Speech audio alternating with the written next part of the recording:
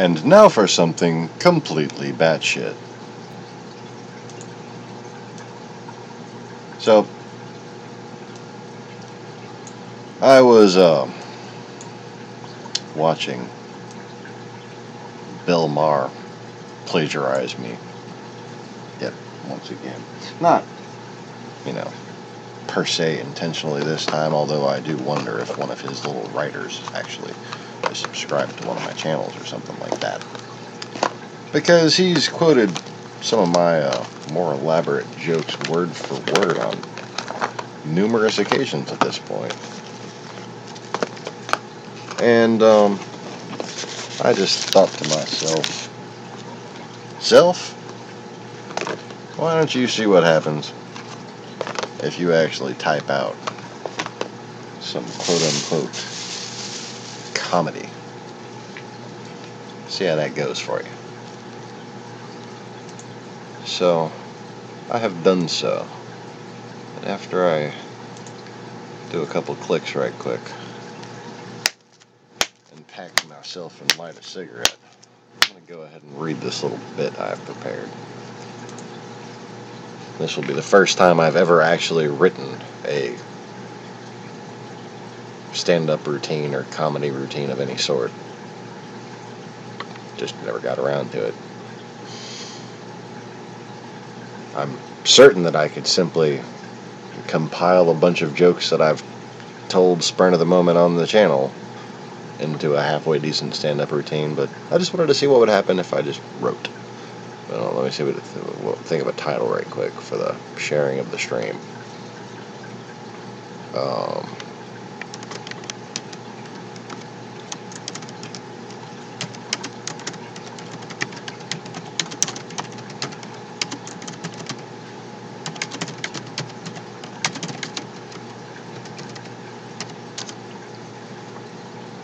Baby Jesus Political Comedy Hour. I don't know. Because I'm a moron. I just like to be overt about my clichéness. Oh. So, anyways.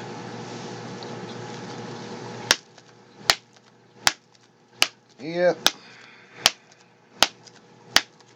I think I'd make a halfway decent stand-up comic. I have no problem performing in front of a crowd. I'm fairly decent at rehearsal and memorization. And well, I think it just might be the route I wind up taking. So much easier to write jokes, for instance, than songs.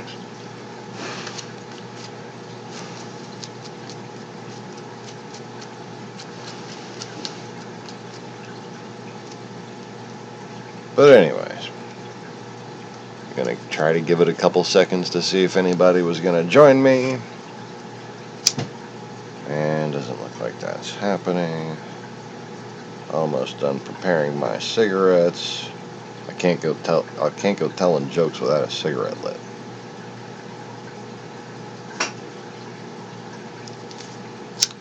That would be like driving a car without a bottle of Jack Daniels, you know? Wait a minute. Never mind. So anyways, speaking of driving with bottles of Jack Daniels, saw this guy with a white pride sticker on the back of his gigantic dually pickup truck.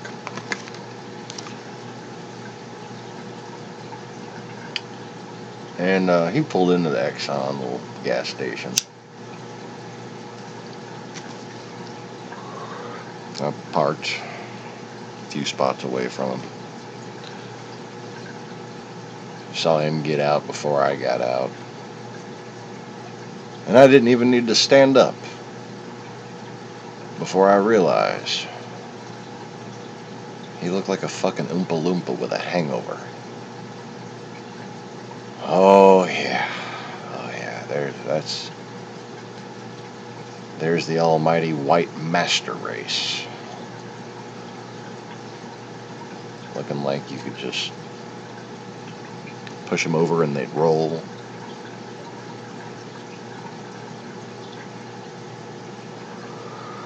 Just not people that look like they're very happy with themselves. That's all I can say. That's all I can say.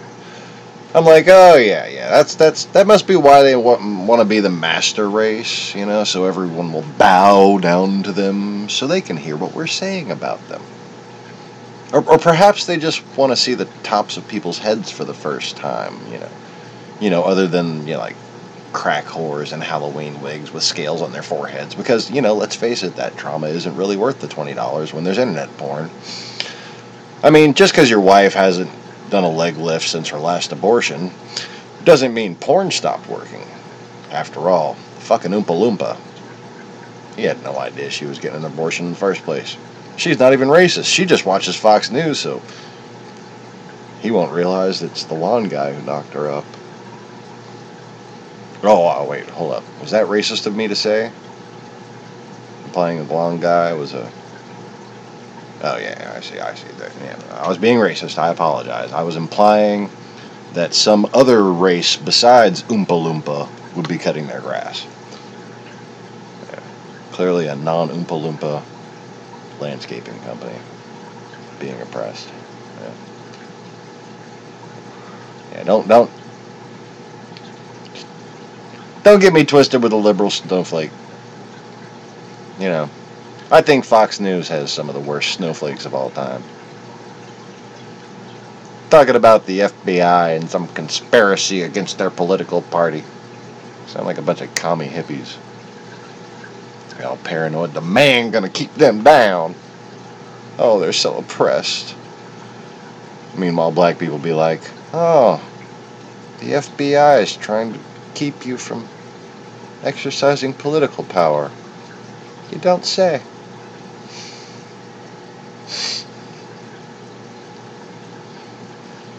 But if you educate yourself, it's not all white people's fault. That's just racist, too. It's just another racist thing to say. White people.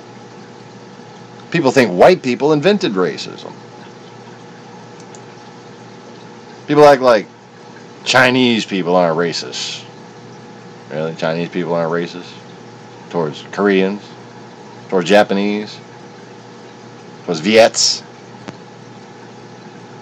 Ask a Vietnamese person. Chinese people aren't racist, are they? Viet would be like, Duma! Man, you got black people from Louisiana racist against black people from Mississippi. Okay? And like Latin Americans,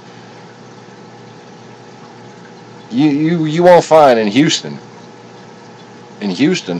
no Latin American fails to think that their country isn't the best Latin American country, and all the other Latin American countries are filled with lazy fucking drug dealers.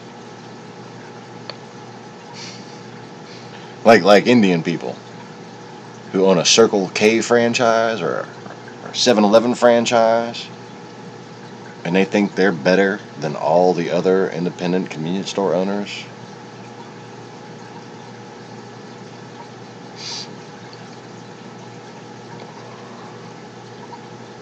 Welcome to Circle K. All proud with their little green and red uniform shirt. I am the manager. How can I help you?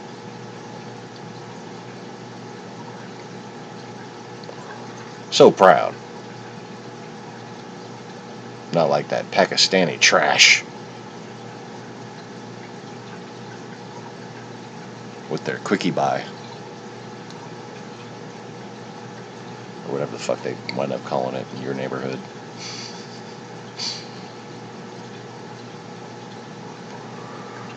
Indian people racist against Pakistanis. Pakistanis racist against Afghanis. White people didn't invent racism. They're just like the cheating men of racists. They're just bad at it. They can't get away with shit. Just like when Women, they gonna go cheat on a man, they good at it. You know, a man go cheat on a woman, he fucking probably gonna get caught. White people are the cheating men of racists. They're just not very good at it. Like, okay. It's like a Venezuelan girl from Houston.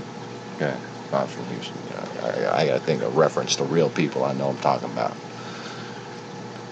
Venezuelan girl from Houston, she gonna go out with her friends, out to the club, looking all fine. She's hanging out with her Chinese friend, her white friend, her black friend. They all cooling, chilling, working it. And she sees her brother's ugly friend at the bar, who's also Venezuelan. They might be distant cousins, but I ain't got time to go into that because that's a, second cousin on my mother's side and the friends, but no, it gets complicated. They're just as bad as Louisiana, where I'm from. But she sees her brother's ugly friend at the bar, and he's also Venezuelan, and he is talking to some Colombian hussy. And she just spots it out the corner of her eye. Doesn't let on. Doesn't say a word. But in her mind, she's like, oh, hell no. And the clock starts ticking. The gears start moving. She, now, at this point, has formulated a strategy. Not just to keep this Colombian whore from macking on her brother's friend, wondering how hairy the kids would be, but to keep her friends from having the slightest clue about the racist shit she's about to pull. Friends who would not understand, because they're not even from South America. So she spots two guys. They're kind of cute. She thinks, when we get down, run defense for me. She goes and gets them to talk to her friends and buy them drinks and distract them while she goes and walks right over to her brother's ugly friend and sticks her tongue down his throat. Just to keep him from hooking up with this girl who, to most of us, look the same, talk the same, know how to get the same good weed. We had no idea. And her girlfriends didn't either. That poor Colombian girl's leaving in tears one moment. Next moment, Francesca pops up from the other side of the table like, I wonder what her problem is. My brother's friend is such a loser. And her friends be like, I know, right? She was like so into him. And the white girl was like, I know. It even looked like they might speak the same language. Aw, shit. Cover's about to get blown. They speak the same language? Francesca ain't trying to hear all that shit. She don't even know what the fuck she just said. Francesca just can't help herself. You think we speak the same language as that fucking trash from Colombia?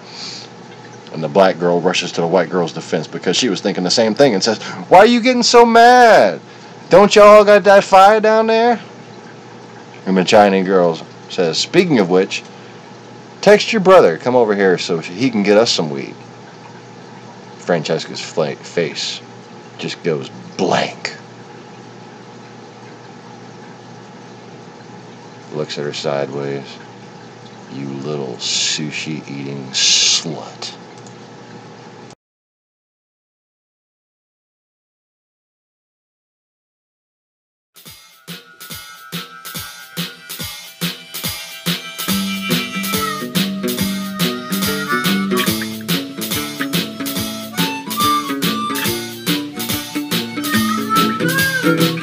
Welcome to Lost-Begotten channel.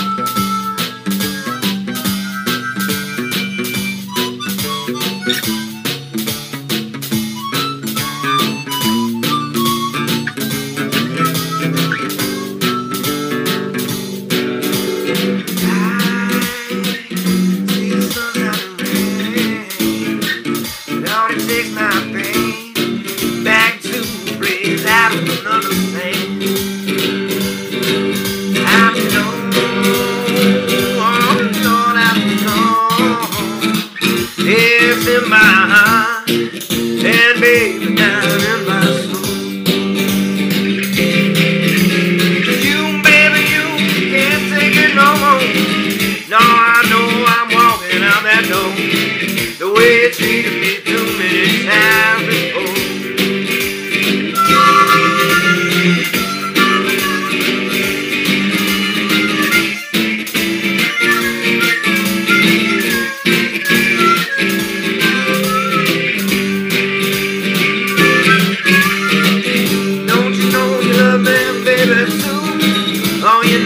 you there, wanna be right there with you. I know I gotta keep you by my side till the day I die. 'Cause baby, ecstasy is in my hand. Oh, when I'm holding yours in mine and walking in the sand. Oh, baby, you know it's fine. Now you done and piss me off. You ain't done something you shouldn't have done. Baby, I'm mad. I'm going on. Oh, I'm going on.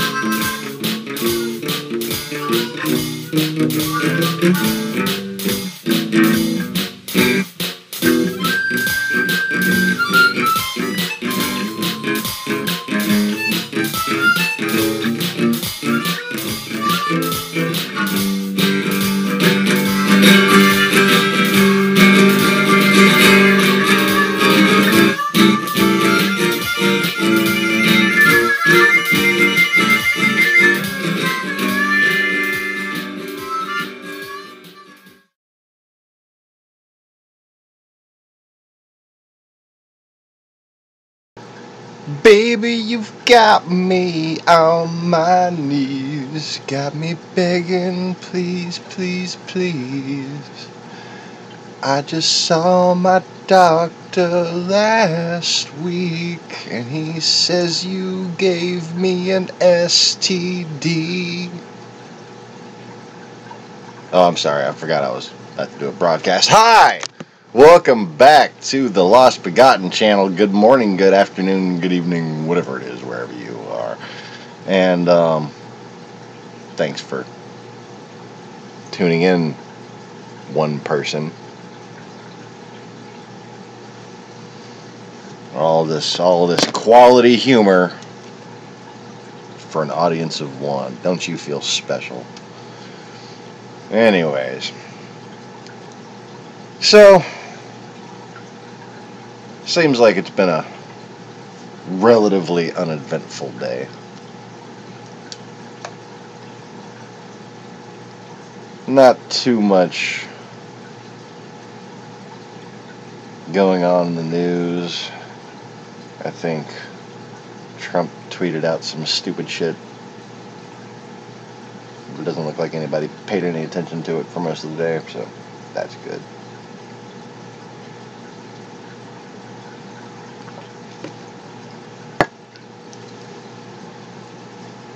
But we just got little here and there's. We had a little election that was should have been an easy win for Republicans, and it was pretty damn close, and looks like they had to just not count a bunch of ballots to secure the Republican victory. So, very close race. We have Senator Bill Nelson of Florida maintaining that the Russians have penetrated our election system. And I'll tell you what, he knows something. He knows something more than he's letting on. And you can tell he's just dying to say it.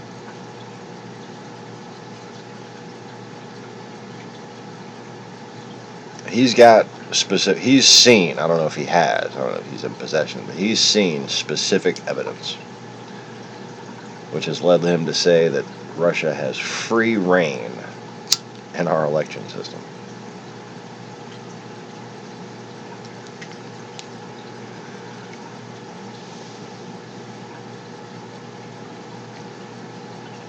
And there are, last I checked, it has been a week since I've been on Twitter, but last I checked, there have been a growing number of people, registered voters, deleted from the rolls and having to re-register. And there's a big hashtag movement going on about check your registration on Twitter. So, something's going on. That's for damn sure.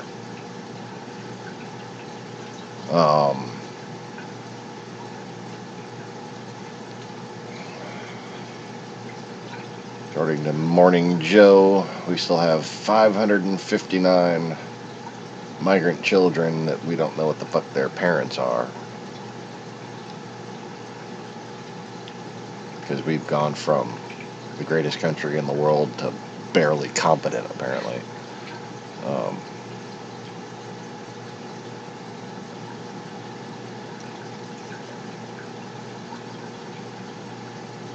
And I've been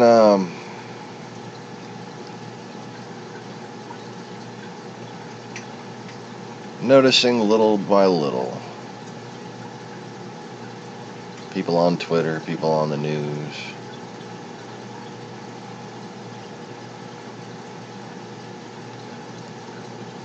slowly coming around. Whether they even realize it or not, they're all just slowly bending towards the only strategy that really can work. My strategy.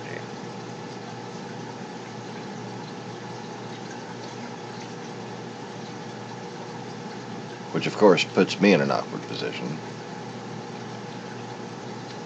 Because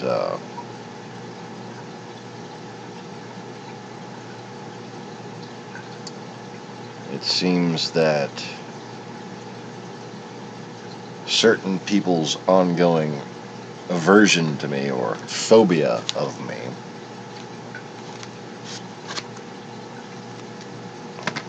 has kept this obviously winning correct, tactically correct strategy from being able to take hold.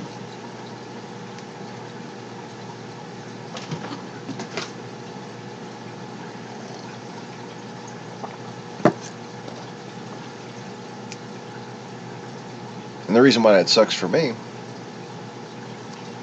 is because I seem to be the only one capable of formulating such a strategy.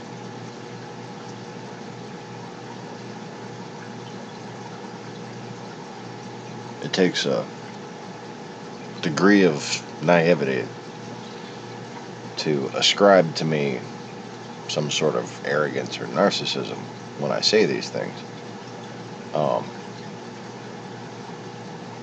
I really, from the bottom of my heart, wish that I could sit here and believe there's a bunch of people who are much smarter than me that are in charge of things. I really, really wish that was the case. It's just not.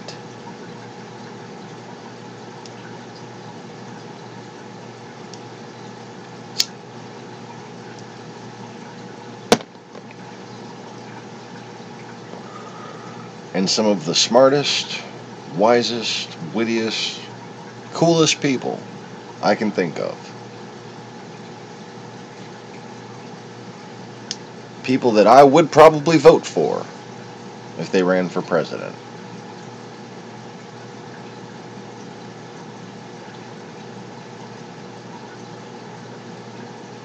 Objectively, their level of awareness and ability to think strategically doesn't hold a candle to mine. And that worries me. I wish that was not the case. I'm not motivated enough to, like, run for fucking politics. I mean, come on. Really? I'm a Capricorn. It's too much. Too much to do. Too many people expecting shit from you all the time.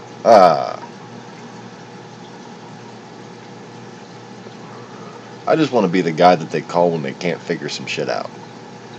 And even then, I'd rather they called somebody else that was smarter than me.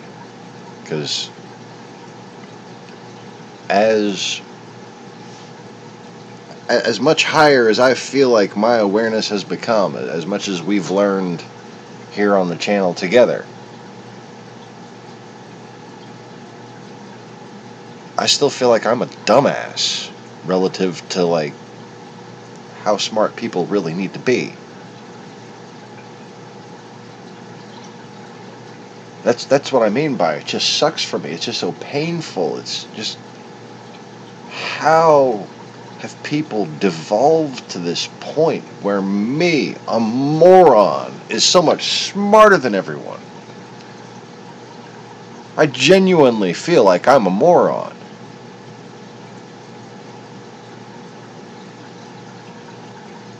And I try to be. Oh, I've tried to be my whole life. I've hated my intelligence and just, wanted to drink a shit ton of alcohol and do drugs and kill my own brain. And the whole time, I thought, my dad's IQ is higher than mine. There are other people who are super geniuses and biblical experts, and they must have a system or something. They got it all figured out. They don't need my help.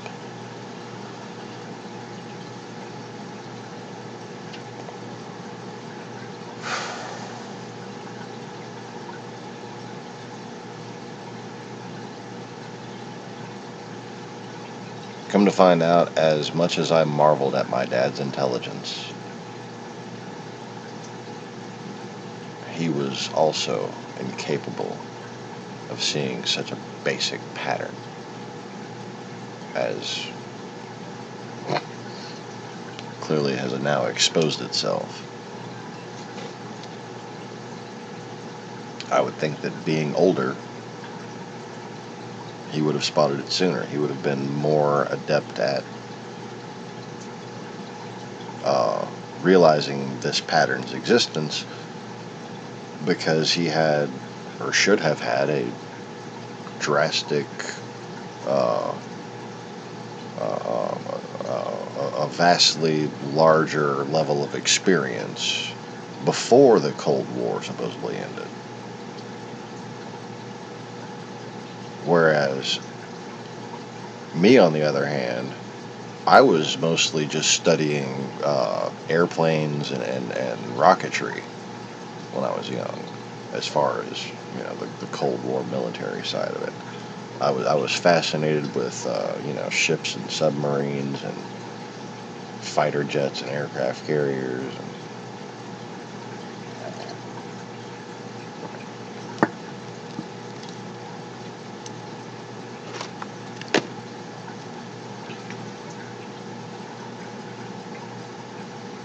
When I was like 8 years old,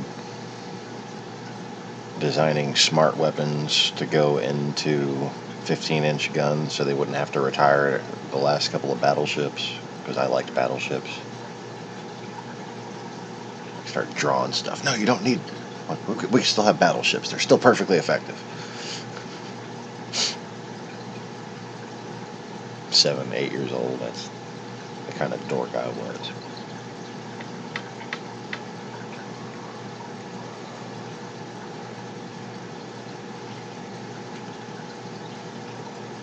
In school, I did okay. I never put any fucking effort into school. Except for my high school math class, because the teacher was some sort of demon from Spain. And he was my favorite teacher of all times.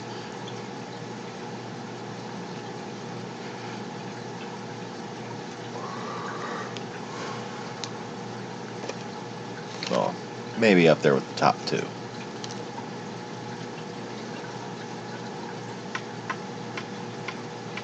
But,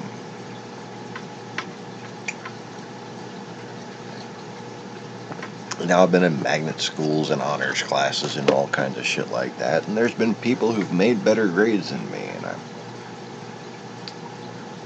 always thought these people are applying themselves, and they've got good habits, and I am never going to compare to them, because I just, my life was screwed from the get-go, and I'd be kind of foolish to expect much out of it.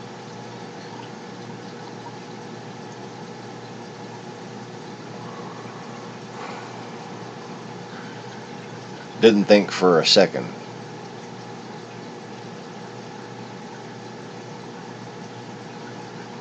that there could be this level of blind cluelessness that exists today. Didn't think for a second that I was going to just be all alone in perceiving it.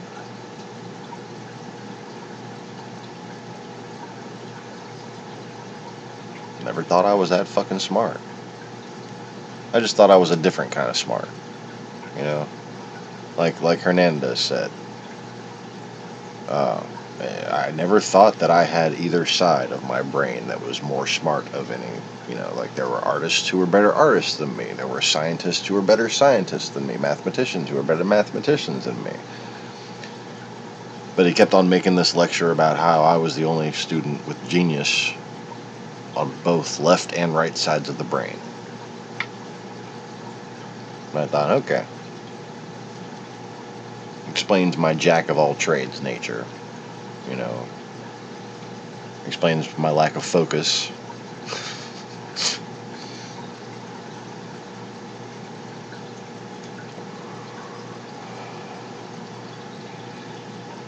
But I always found myself to be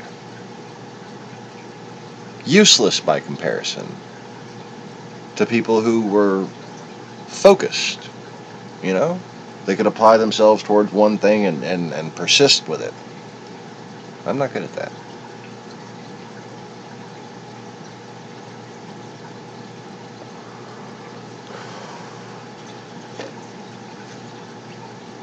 One thing I've always been good at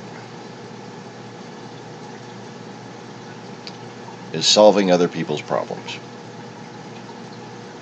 No matter what that problem involved, whether it was a relationship problem, a problem with their parents, a problem with their children, a problem with a coworker, a problem with their boss, a problem making money, a problem paying bills, a problem budgeting, a problem with their car, a problem with their house.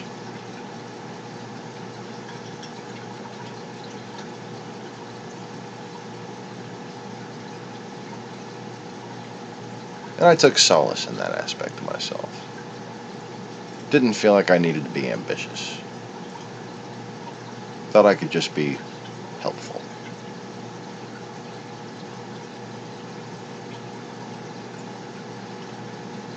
But I started getting to computers earlier than most people. Again, there were a lot of computer geeks who were better computer geeks than me.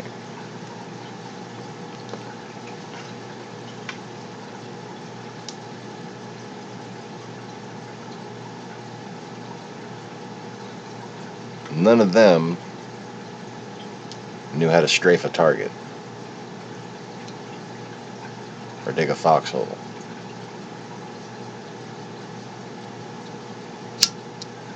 Something that I've known since I was about 8 years old.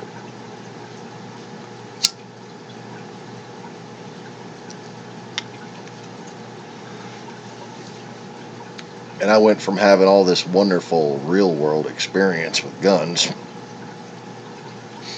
growing up in Texas, going and shooting on my family's land, or had an ideal big dirt, like road type, well, it's like a hill behind this pond that was kind of like the road around and behind it, you know, like there's a road on top of the hill, right? Kind of like a ledge, and you'd be shooting at targets floating on the water, and there's all this background. You know, we had 50 acres, so there wasn't like anybody nearby or anything, but just the idea of not having stray bullets hitting fucking armadillos and deer and shit, you know. I was never a hunter. I've always been too into biology and animals, and I'm more likely to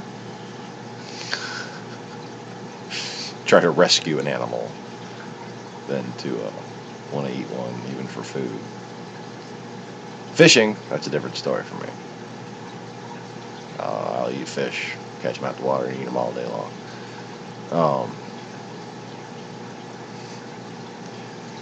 But anyways, I went from doing all that out in the woods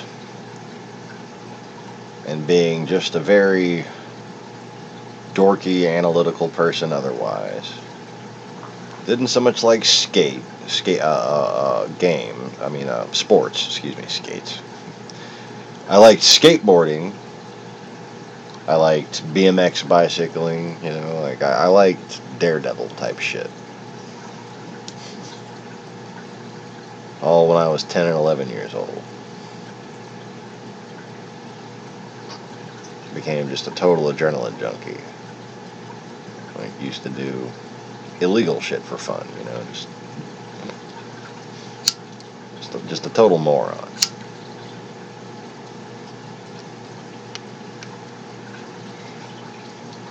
But then when my brain started to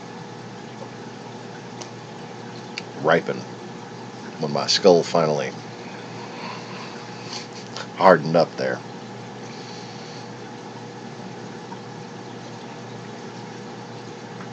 moved to New Orleans to be with my mom, and basically went straight edge. Just tried to get my shit on track.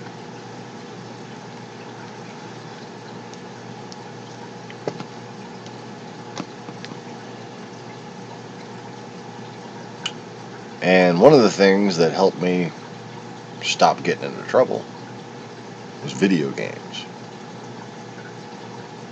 Namely,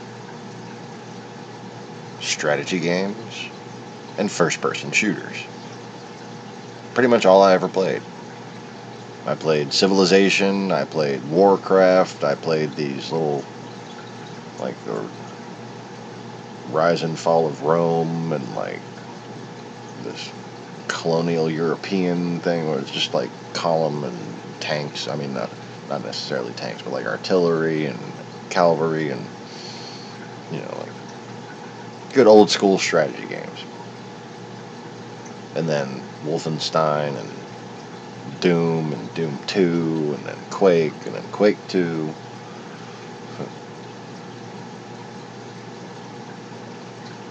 Got Quake 3, never really got into it, and kind of gave up on first shooters.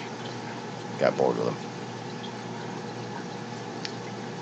Because then, by the late 90s,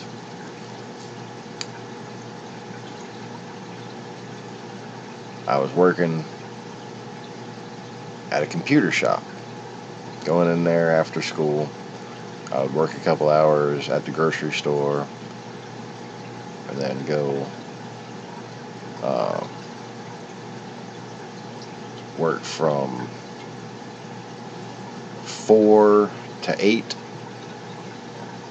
kind of as the closing manager for this little computer shop, which means that I didn't have to be that good at fixing computers, although I learned from some really good techs in there, and I already had somewhat, a little bit of skills.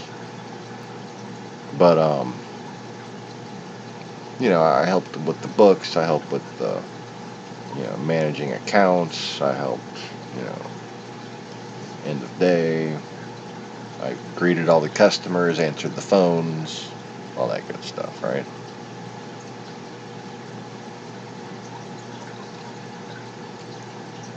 But I wound up learning enough that by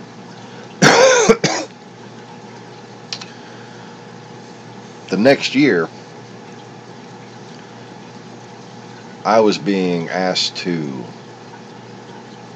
teach technology classes at my school. And the guy that was in charge of this new implementation where they were going to start doing computer networking and A+ certification at the high school, the guy that was in charge of organizing this thing, after getting my help networking the entire fucking school, Cat 5, the whole damn school, me and 5 other students.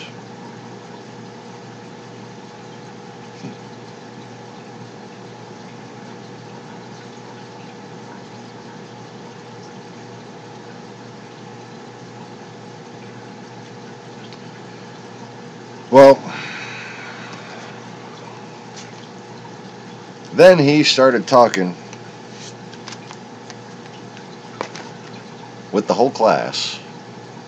Or actually, no, it was this select group from the class. He took us to another classroom, but he made this presentation in front of the whole class.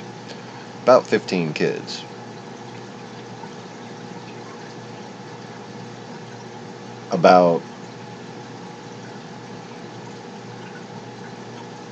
And he let us know that he actually was a retired naval intelligence officer.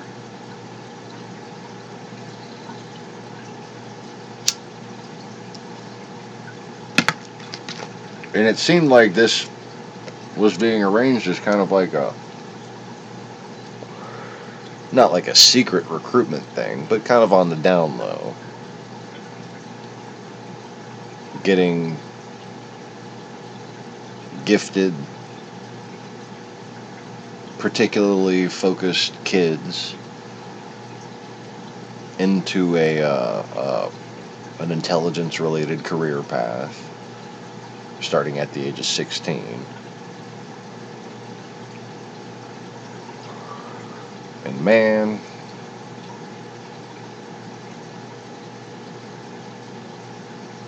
I never heard of anything I wanted to do more.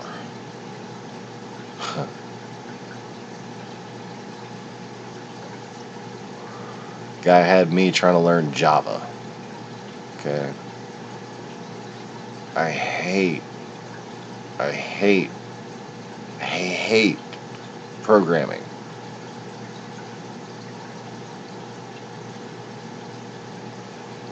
I do HTML, JavaScript, all the old shit that nobody uses anymore. But when it comes to just straight coding and having to do every single function and then lay it out mathematically and oh god. And then remember to put a semicolon after the... No. That's just not for me.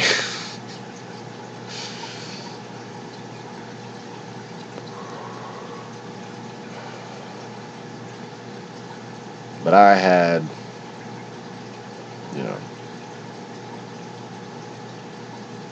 growing up with some amateur tactical training. I had lived in the ghetto and fought for my own life previously. I had a lot of different experience that made me very intriguing to him. And he laid me out this fucking career path.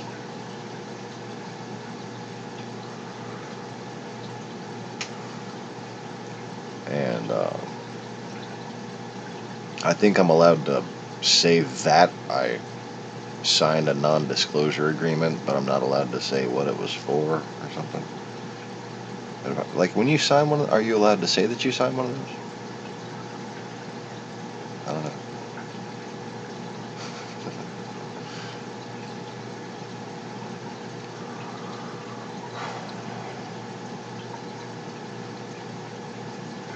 Then my ass got hit by a car. Pew. And there was a parked car right there.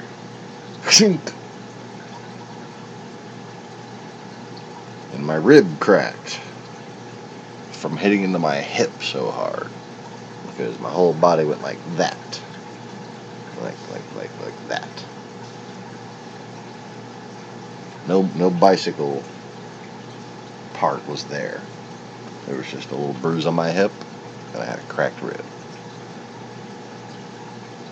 And my spine just bent right in the fucking middle.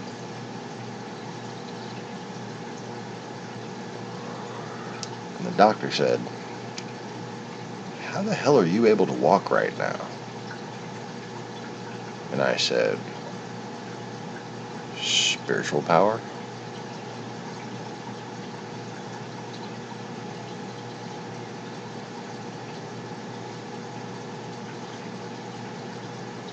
You would think most people would chuckle at something like that. But that doctor, his eyes lit up. He was fucking amazed.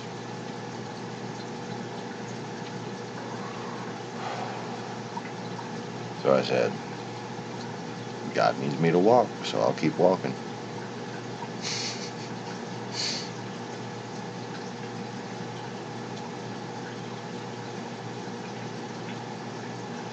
And from that point on, that's about summed up my life. God needs me to walk. I guess I'll keep walking.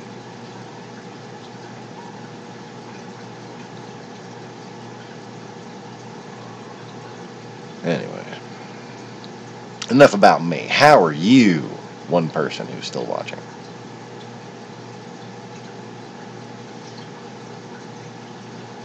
You want me to sit here and try to guess who you are?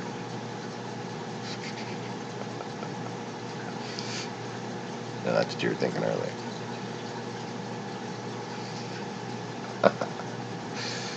Okay, anyway. So, it is now 3:15 in the morning here in Louisiana. And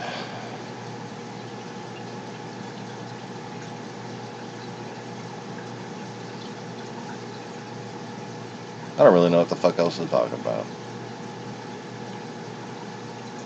Republicans are whiny snowflakes that need Jesus. That's the title of the video, isn't it? Yeah.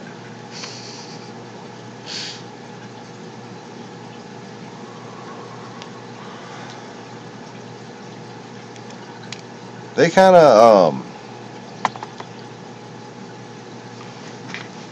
what's that word?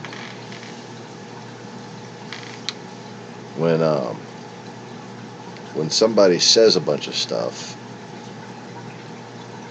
and then you don't do it, they forgot. They forgot how to read, perhaps. Read? Is it read? Yeah. But then again, so did the people who translated the fucking Bible, apparently.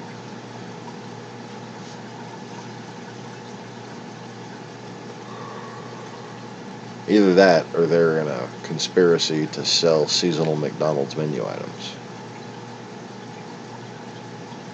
One of the two. Must be.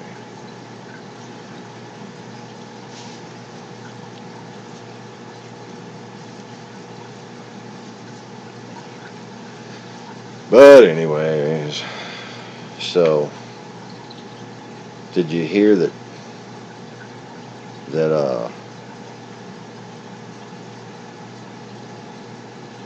that the flat earther president is going to start a new space force?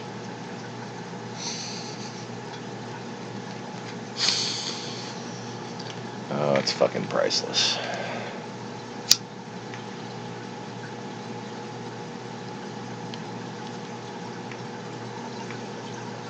The fuck is that?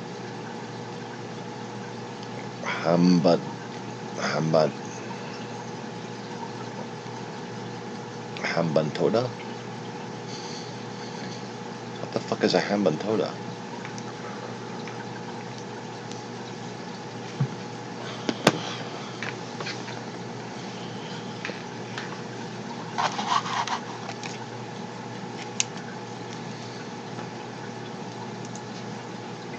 You know, when you use the name of a place,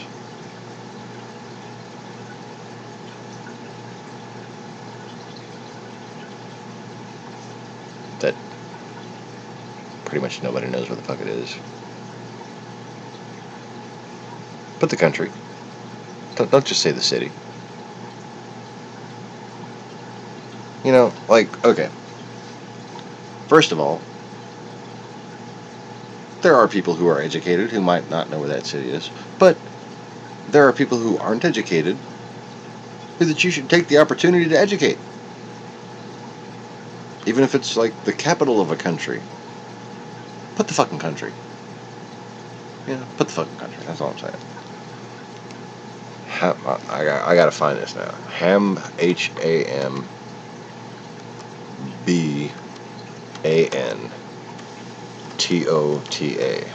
Hambantoda. I love this word. This is a great word. Hambantoda. Hambantoda.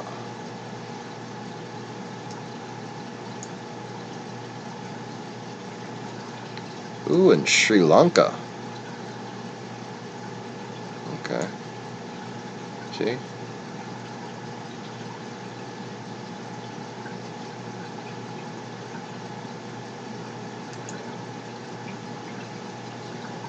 So instead of concerns addressed about China's use of Hambantota port,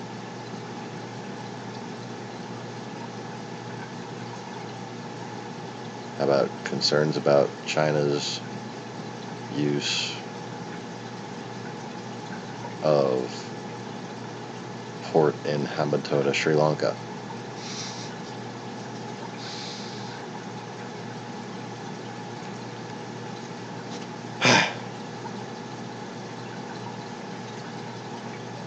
You don't need concerns addressed. People with those concerns can see that you have addressed them. Oh.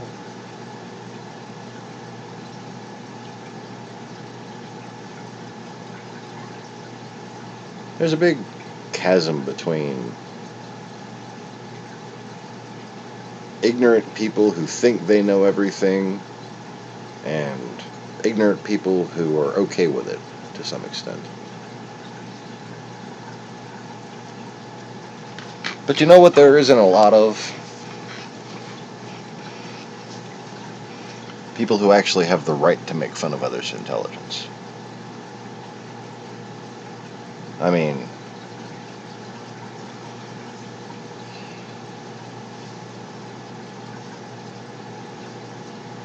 have the humility to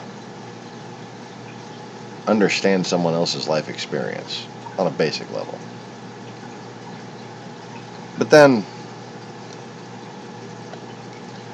when you realize that bullshitters are everywhere, have the humility to realize that you're not immune to bullshit. You don't have a superpower that has somehow kept you safe from their ability, you know?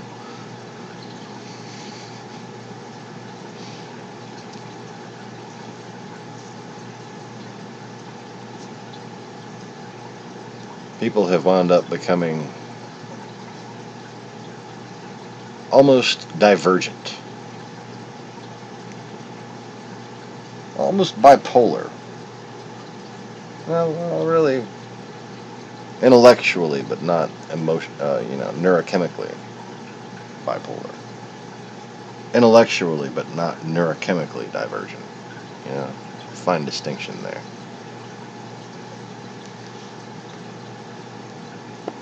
On the one hand, Bill Maher.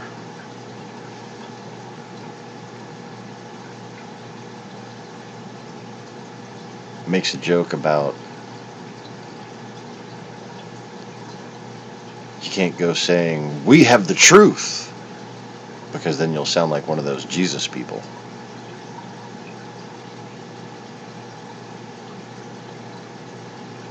And then, later on, he's like, these people are nuts. What happened to just like the old religious people? Can't we just have those people back instead? Well, who'd have thunk? It's like it's the plan or something.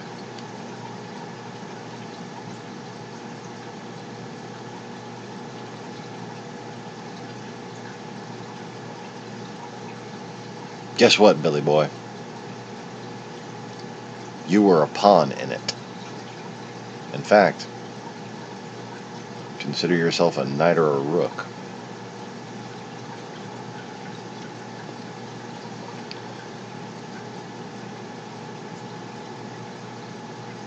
The very same people who were hyperbolizing religion in order to corrupt it, like Fox News, televangelists,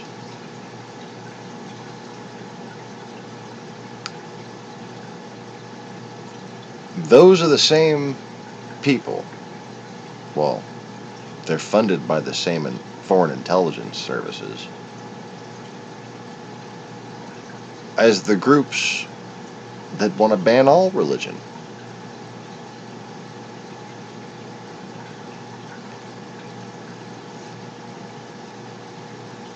So on the one hand, you have people who are being instigated into appalling levels of hypocrisy that have nothing to do with actual Christianity. Nothing. And then you have another group that's propagandized to throw the dishes out with the bathwater. Yeah.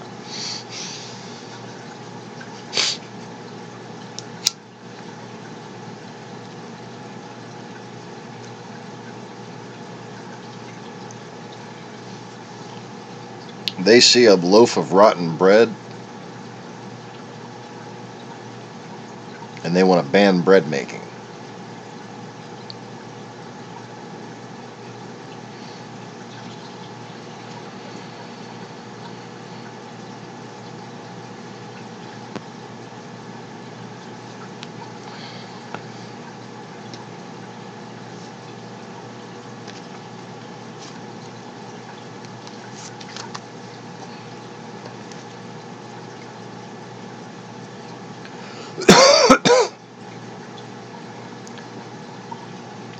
But what the Republicans need to realize, and what Democrats need to realize,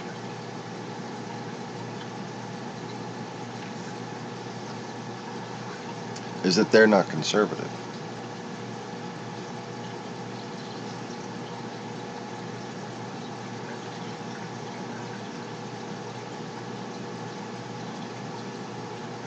Democrats are talking about not knowing their stance, not knowing their place. I think that's nonsense. I think there's a clear set of common values that define what it means to be a Democrat today. And we don't need to go to the center, per se, in order to include them, just like we don't need to go to the left, per se, in order to include them. We are the party of non-hypocrites. We are the party that believes you should do what you say you're going to do. You should act as you believe and not calculate and manipulate people and gerrymander and suppress votes. We are the party that believes in the rule of law.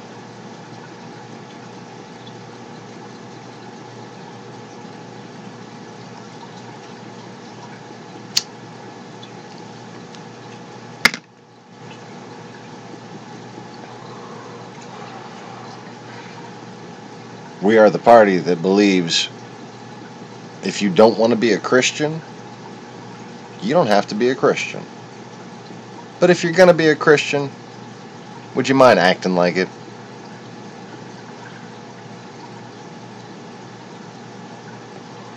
If you're going to say you're a Christian, how about you be a Christian?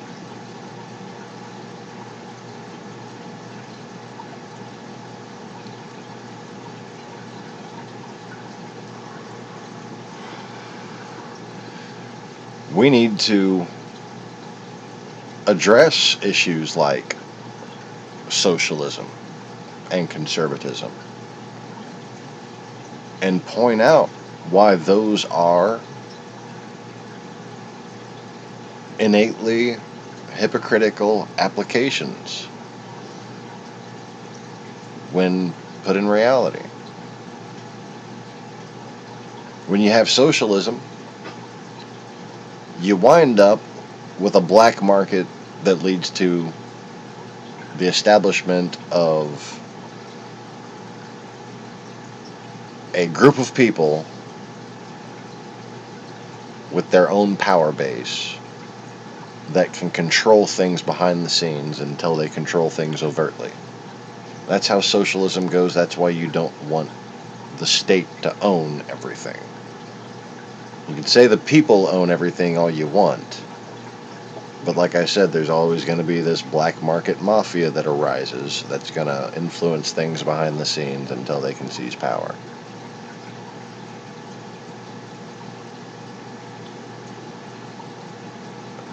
But Democrats believe in social responsibility, not socialism. We believe that natural resources should be of benefit, not detriment, to the local community. We believe that banks and landlords should be regulated so that they don't take advantage of people and so that people at the bottom can have a chance to get to the top.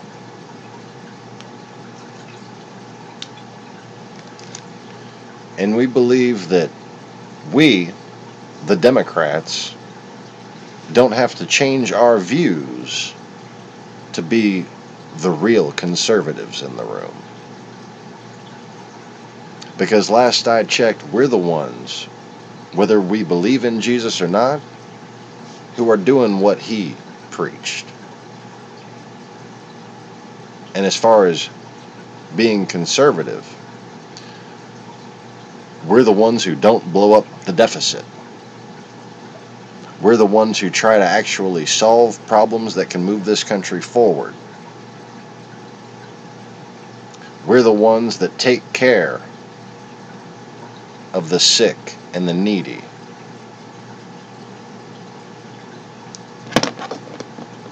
And we're the ones that are practicing God's commandment of stewardship. And you can't get any more conservative than conserving natural resources and the environment.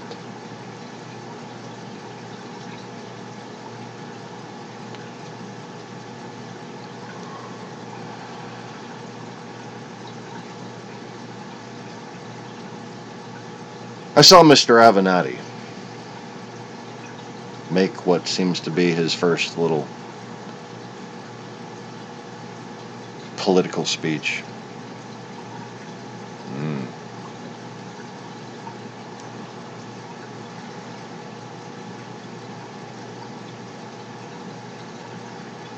Apparently we have a hit a nerve, as it were. So someone has sent in the clowns.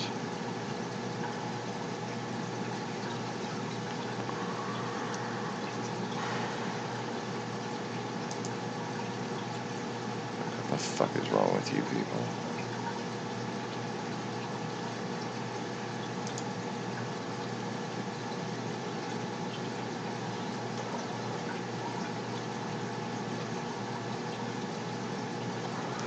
Anyways.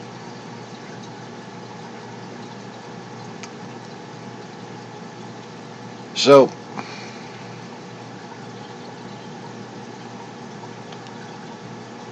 Mr. Avenatti made a speech.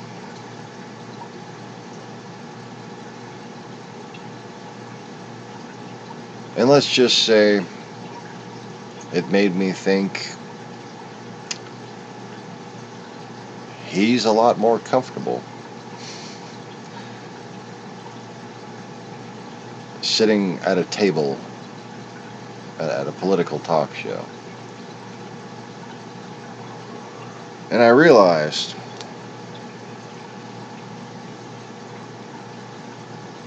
he may be a damn good lawyer.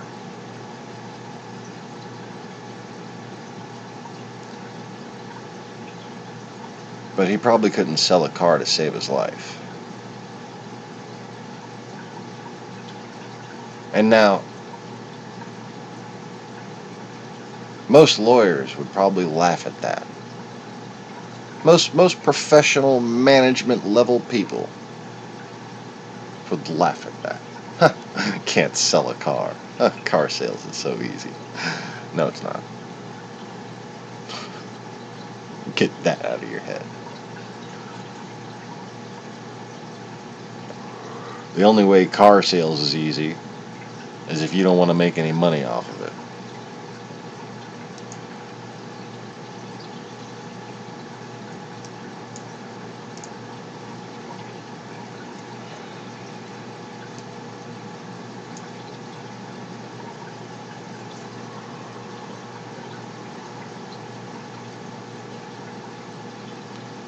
You see,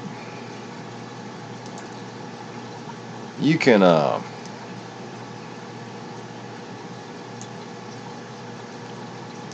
be under the impression that you just have to be friendly and helpful and informative, or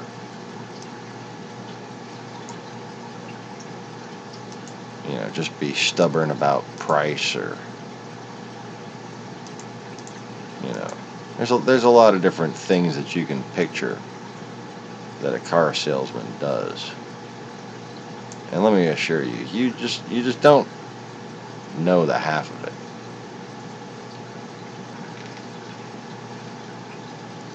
There is a fluid, rehearsable process that,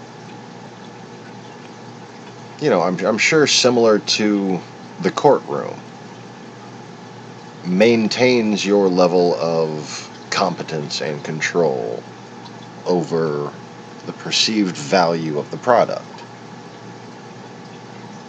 And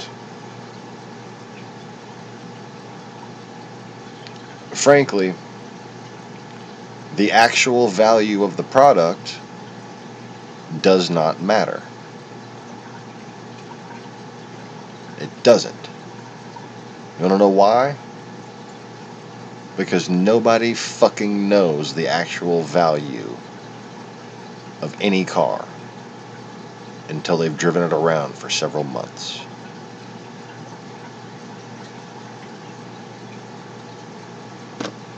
And even then, You got brand new cars that wind up with recalls. You've got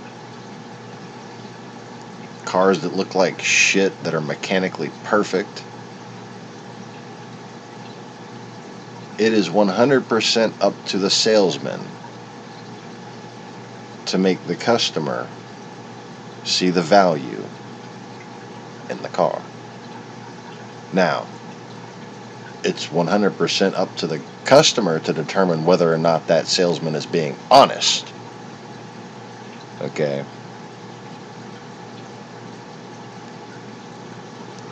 I wanted to be an honest salesman, which is why at my first job, I didn't sell shit.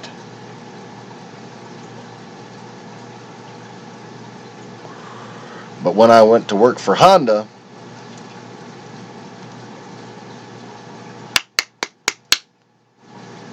like hotcakes.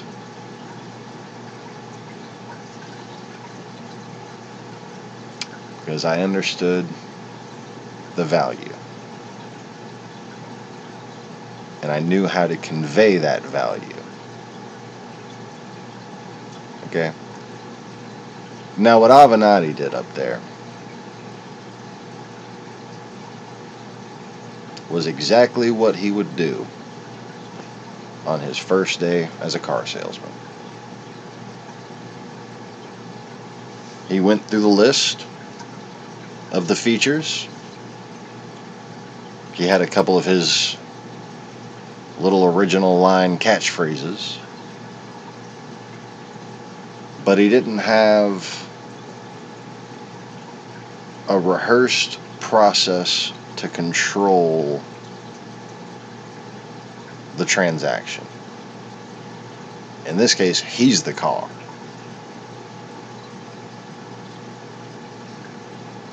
Okay? And if you're trying to sell your own car, first of all,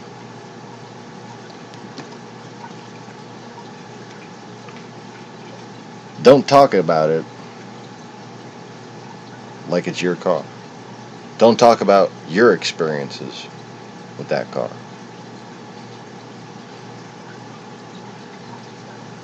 Talk about hypothetical experiences with that car. Talk about the future of that car. Talk about what that car can do.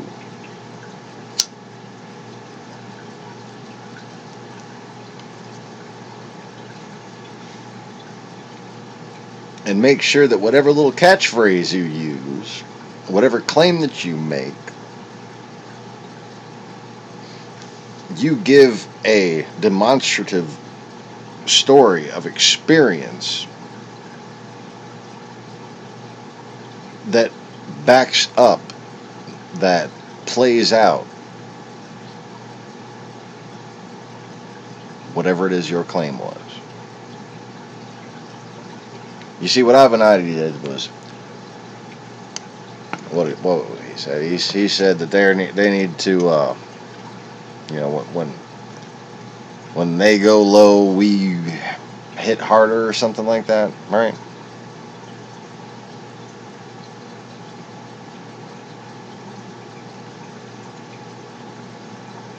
But then he didn't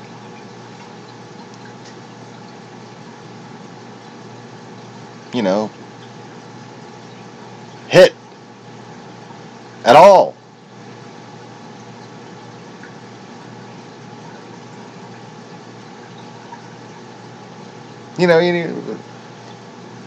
When they go low, we hit harder. Oh, you're an anti-Semite,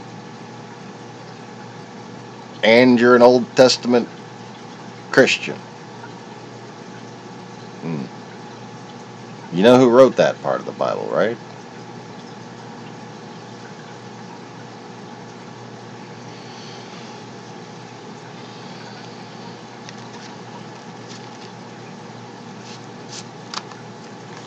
When they go low,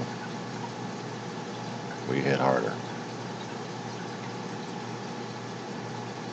It's cute,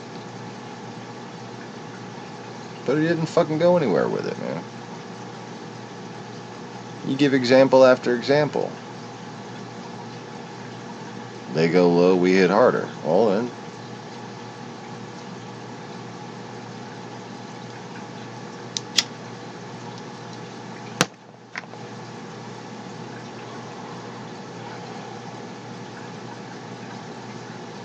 you know, just off the top of my head, they want to talk about Sandy Hook.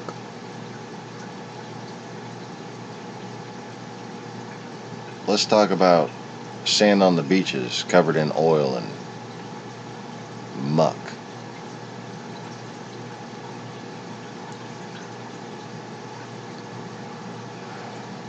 Because last I checked, all the environmental disasters and damage that lack of regulation is doing under Republican leadership, that was keeping fishermen's hooks rather empty.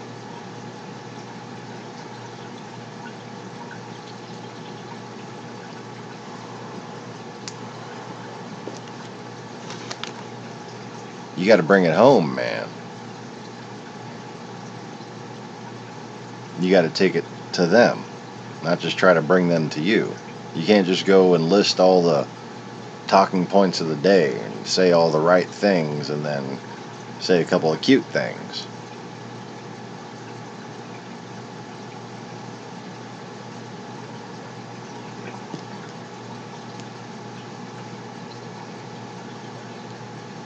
I would very much like to know whoever it was that was taking my suggested speeches and changing very few things and then giving them to Obama on the campaign trail in 2008.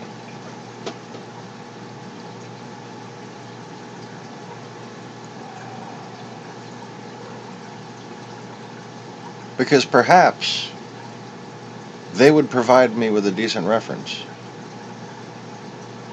to get paid for such things.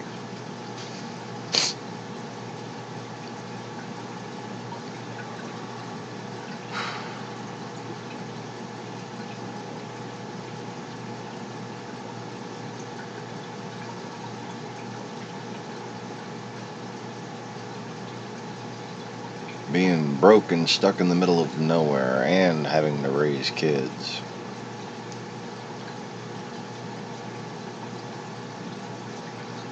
Certainly limited my odd job opportunity. I used to always have some form of side work.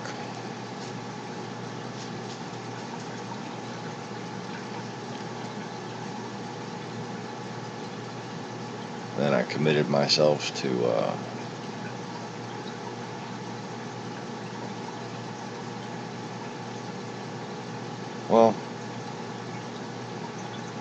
this.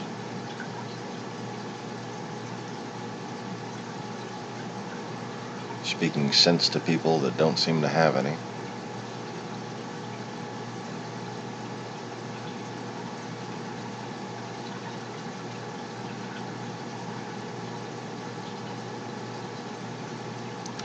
And it seemed like, for quite some time,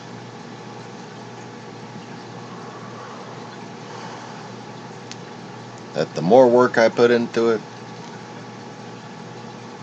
the more it was going to pay.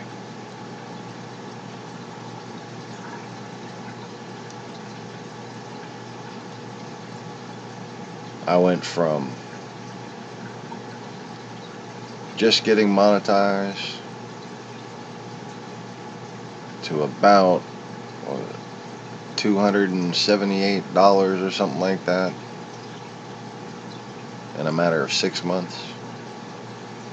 $278 in a month. But let's keep this going. Let's you know,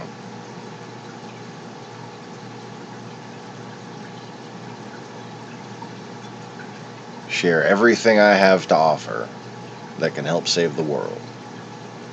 And that's No short list of shit.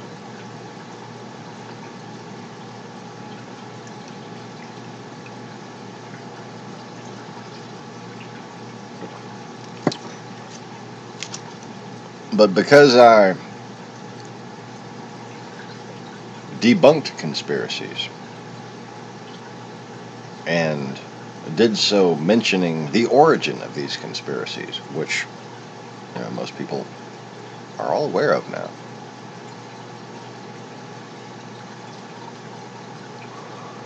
Because I told a bunch of very true things before anybody else was aware of them.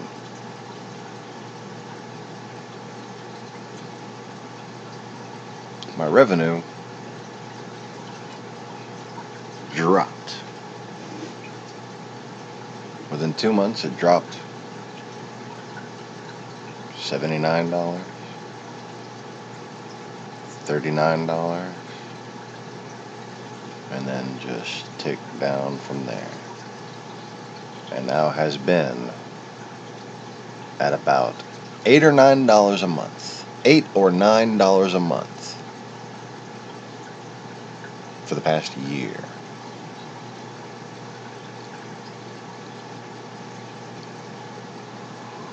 In fact, I haven't even had a payment since, February?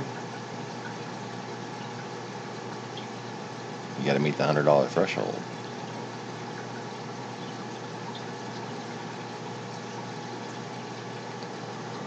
But you see,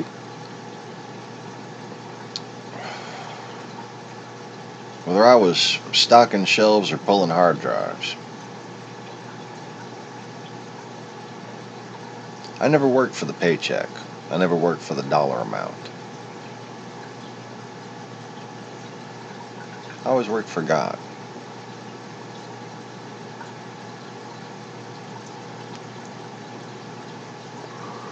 And what I mean by that is when it all comes down to it, shit happens. And you might be making $10 an hour. You might be making $20 an hour.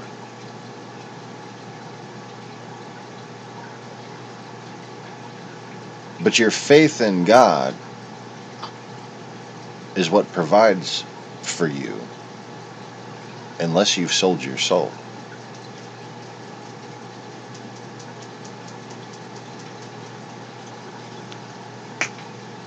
Cut it out.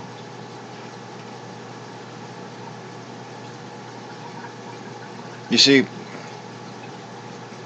you might make a lot of money, and some shit might happen.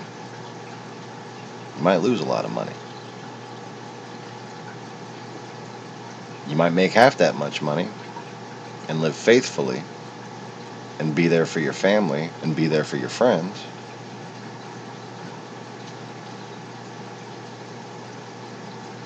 And guess what? If shit happens, you got family and friends that are going to be there for you.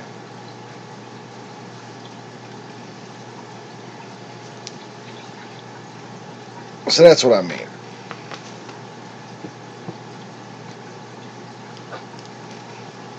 For me, it's never been about the money. And even when I complain about my revenue on YouTube, I'm only partially complaining for my sake. In fact, when it all comes down to it, mathematically, the amount they've robbed me of in order to silence not just free speech, but productive free speech for insidious reasons.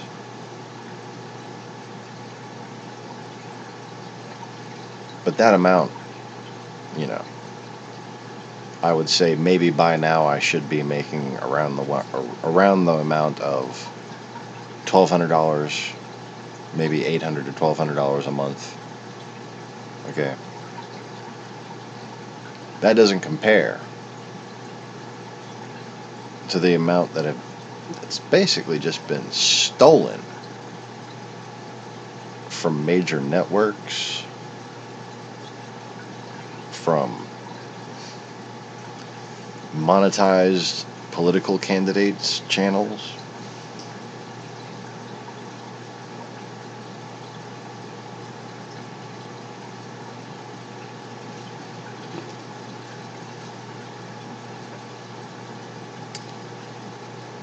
YouTube is a hell of a moneymaker when it wants to be. But for some reason, it doesn't always seem to want to be. It only wants to make money in ways that seem to tear America apart. It only seems to want to make money in ways that perpetuate the status quo.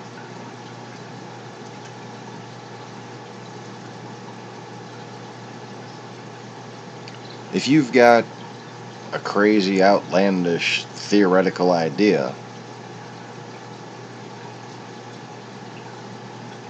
that makes our government look bad,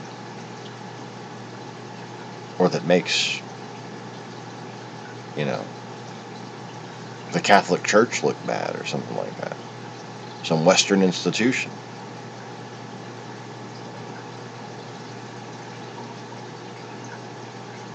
$200,000 views,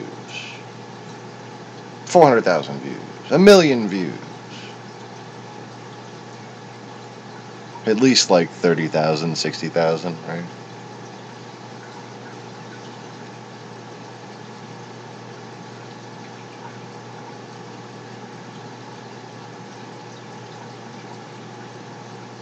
If you're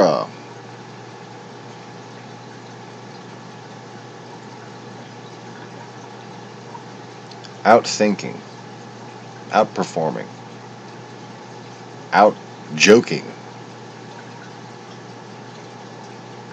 those type of channels,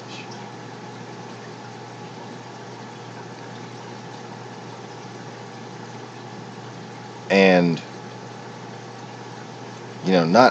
not necessarily just debunking, okay? Because people get bored of debunking. Debunking only has so many views it's going to get, right?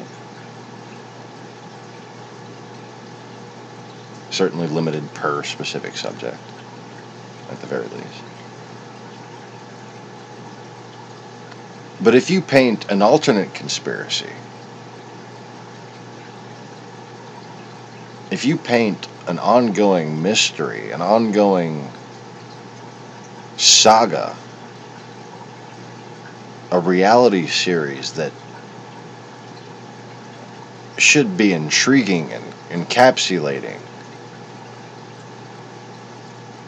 and it explains all of these other conspiracies, all of them, but instead of pointing at the American government, instead of pointing at Western institutions,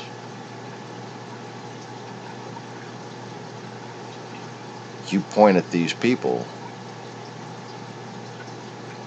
who have been in the news lately and been in a lot of trouble for their infiltration and influence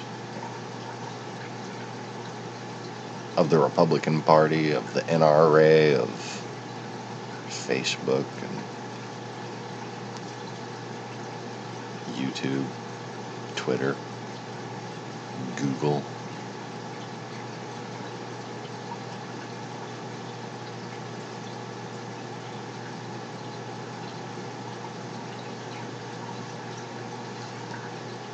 And right now, my lack of viewership, my lack of recommendations, my lack of revenue is evidence of their allegiance.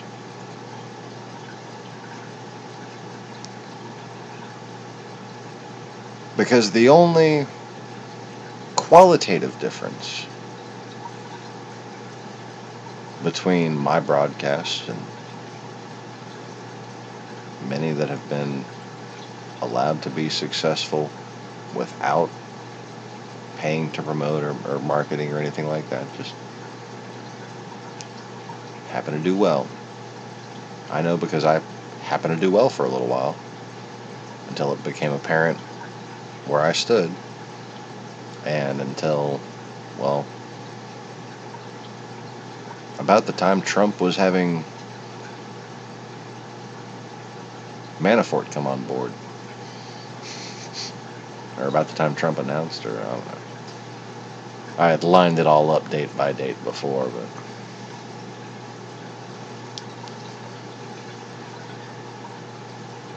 I made a website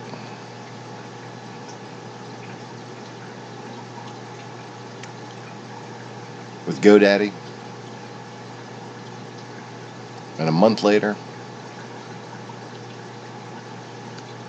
they discontinued the app. The app that manages the websites for GoDaddy.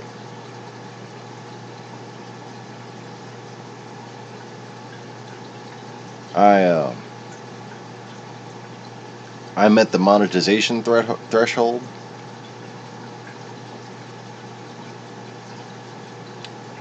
and then they eliminated the monetization threshold. I talked about starting a separate channel, and they re-enabled a new, even more strict monetization threshold. I had, after asking people not to donate, finally said, please use the donate button. They deleted the donate button for everybody. I had a donation for, specifically after I had asked for money to use the pay to promote a video feature. And by the time I had logged in to pay to promote my video, that feature was no longer available.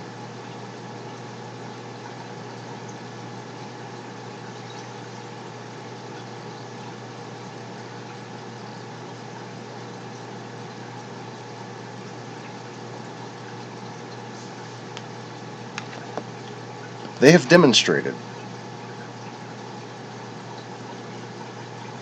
that they are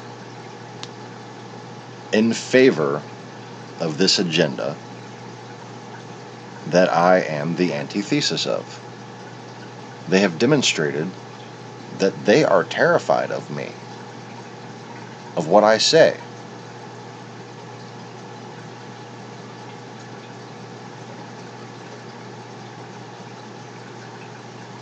I mean, if I had 3 instances, I would think I would sound like a crazy person for thinking that it was somehow connected to what I said.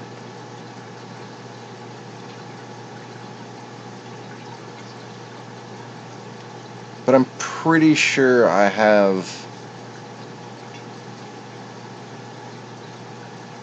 8 such instances, plus a mountain of other hard evidence that's conducive to the same conclusion.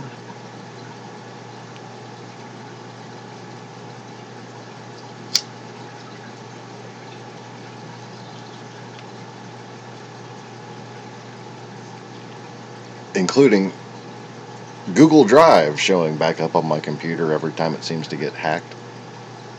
Oh, how convenient. Yep. Couldn't possibly be any Russians working at Google. Especially not for the the so-called private software developers that are Google app enabled or whatever.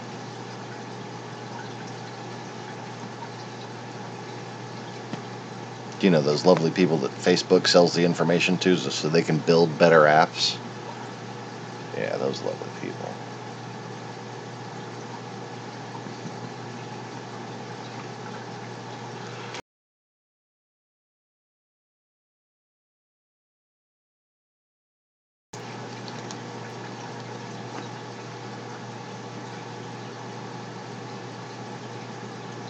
It doesn't even look like it's blinking on there.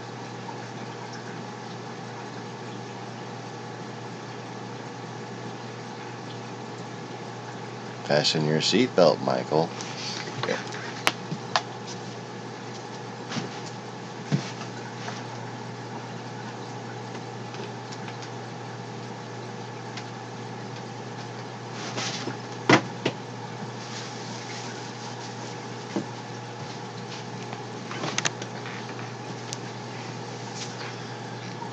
What am I not allowed to make a Knight Rider joke just because I'm a Honda guy? You racist bastard. In that case, it'd be like vroom vroom race. Would it? What? I don't know.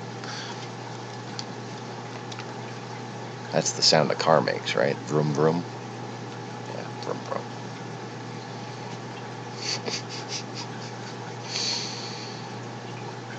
Anyways.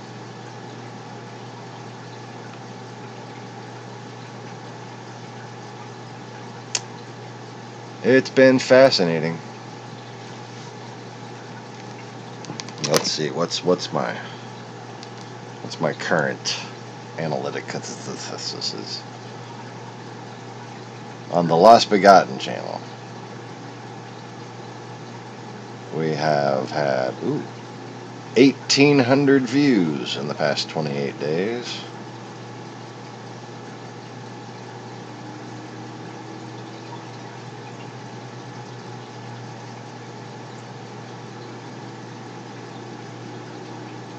Apparently, a lot of which is happening right now. Hold on. What are they watching right now?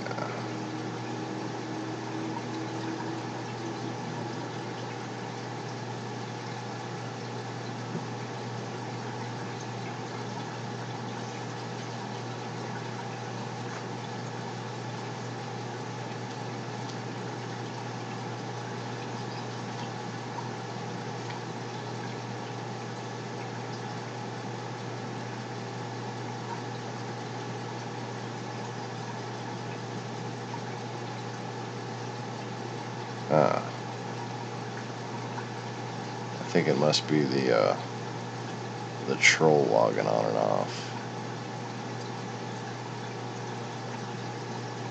Let's see here.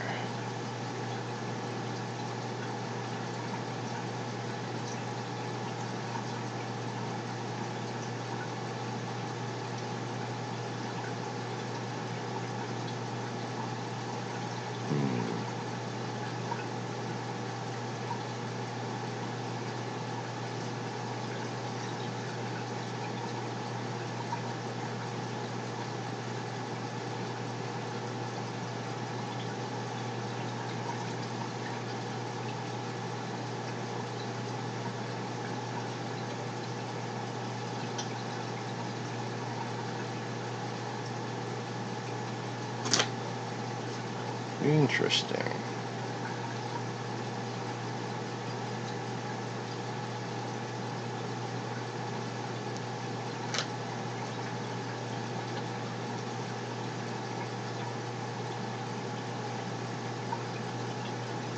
Certainly a limited audience as far as the number of countries that view nowadays. But anyways.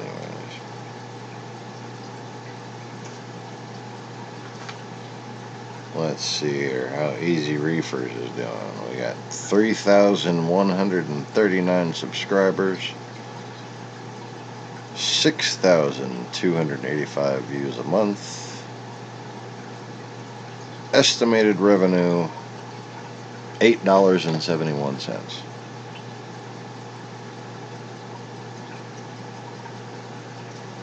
that lovely?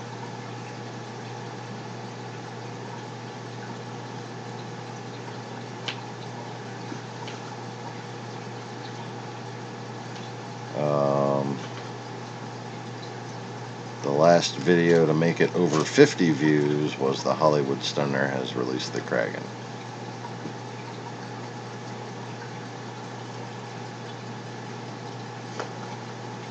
Surprised wife reaction, 30 views, 8 likes, 30 views. 7 cents of revenue. Supposedly. Allegedly.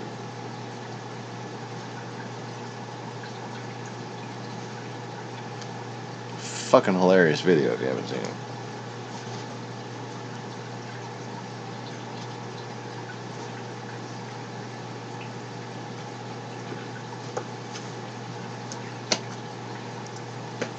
$8.71. Isn't that special?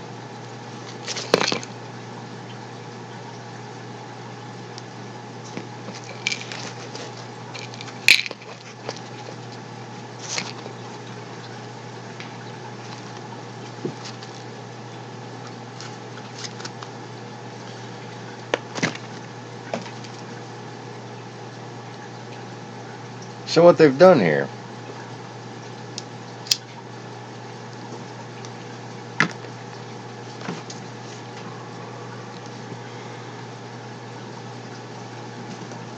by suppressing me in this way,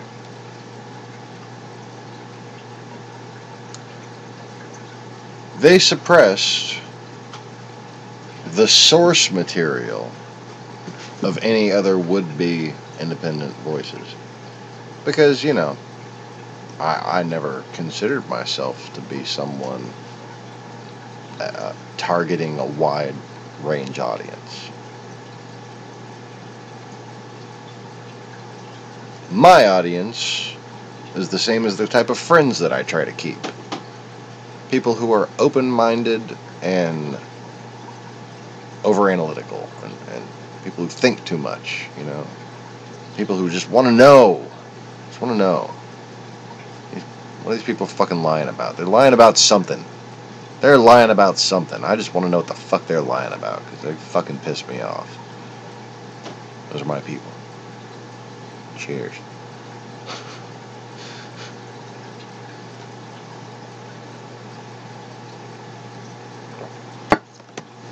But those people come in all shapes and sizes.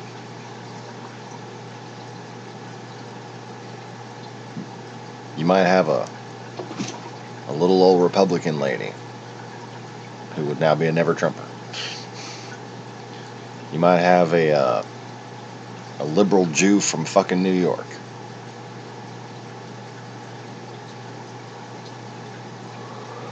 You might have a sci-fi geek, a gaming geek, a conspiracy buff, a reef buff. All these different people who might have found my channel very informative, who might have taken up my invitation to please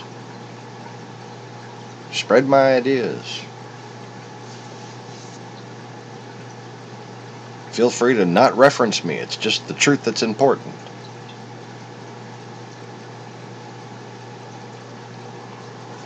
Or better yet, if I sound like a crazy person, please come try to talk some sense into me.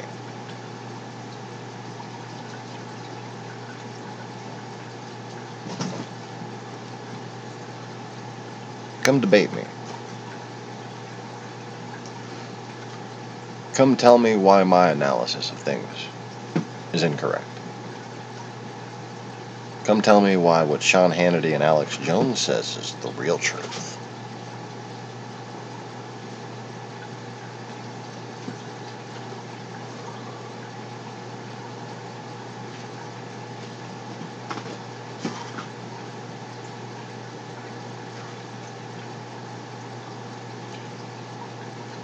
Oh, but YouTube finally deleted Alex. Yeah. Just like Trump finally sanctioned Russia. Yeah.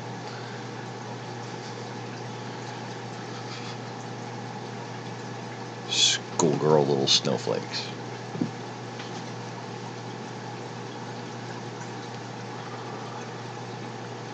Did you notice what happened that easily accounts for the fall of InfoWars? Just like when Trump waited over a year waited until after the sanctions were due to be implemented before finally sanctioning first a list of people that had nothing to do with anything, and then their so-called cronies.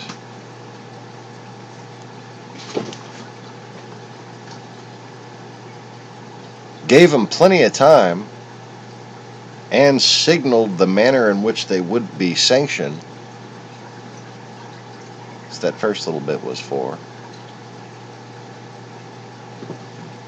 And then even announced the sanctions before they fucking implemented them.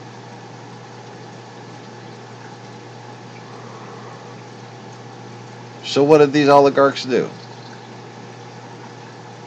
In a year, they moved their fucking money.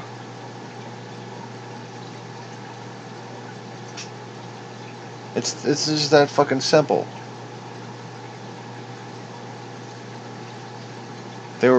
Trump was probably literally waiting for the go-ahead. Yeah, okay, it's okay to sanction us now. Yay! I get to grandstand and pretend I'm doing something about Russia. Fuck's sake.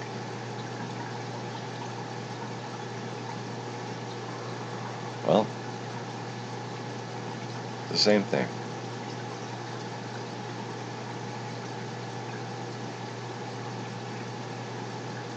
Same thing happening here.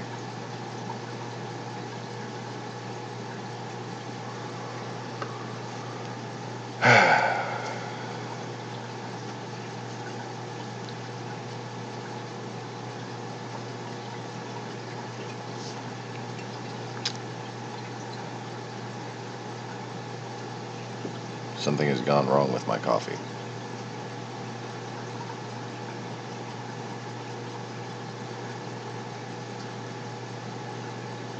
So,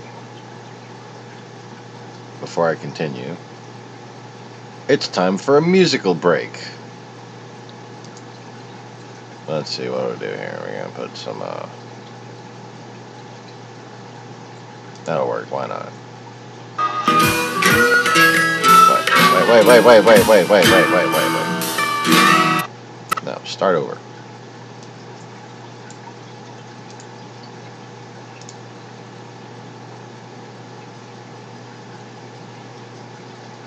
Now what the hell's going on?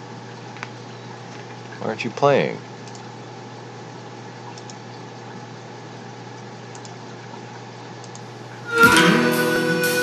There we go.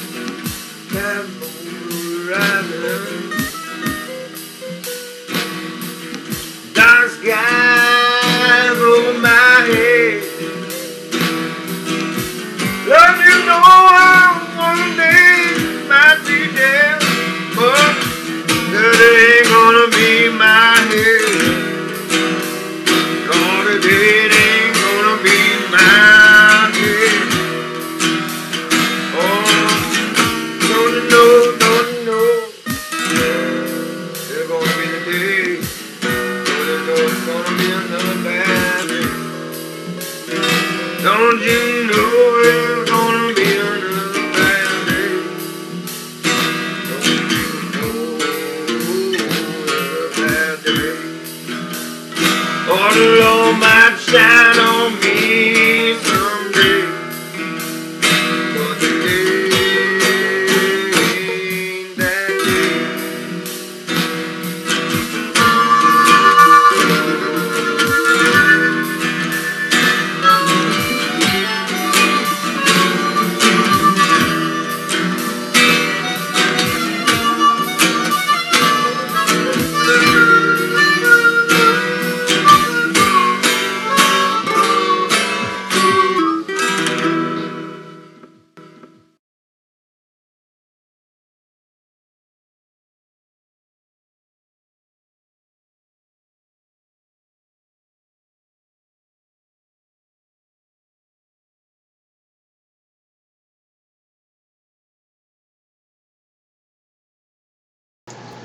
Oh, the glorious coffee.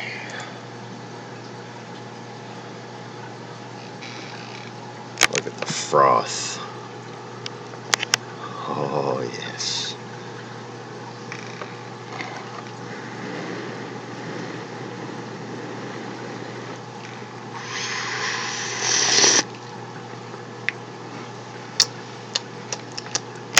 Oh, yeah, that'll do. So,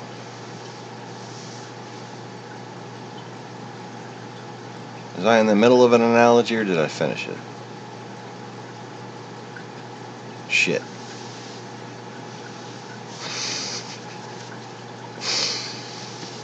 Ah, well. Something about people doing stupid stuff and other people not seeming to even notice.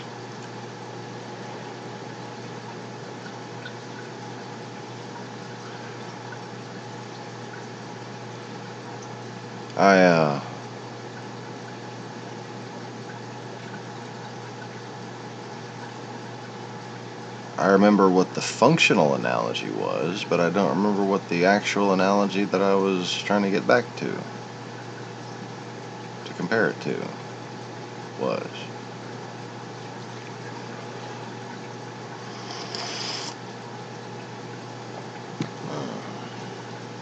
Anyways.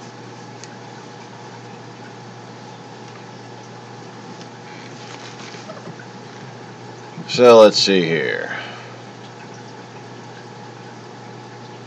Mr. Carlos.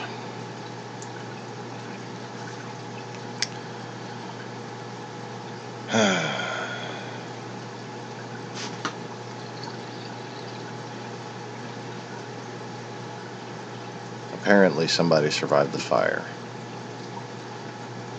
And he doesn't know when to quit. Mr. Carlos, do you remember the previous focal point that I was comparing the Trump sanctions to?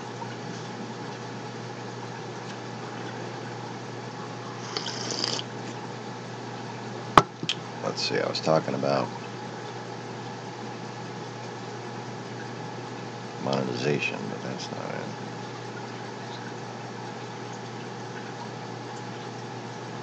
I can't remember.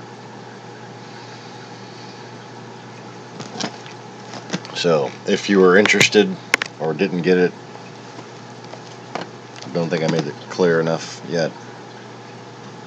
Please remind me. If not, we'll just move right the fuck along.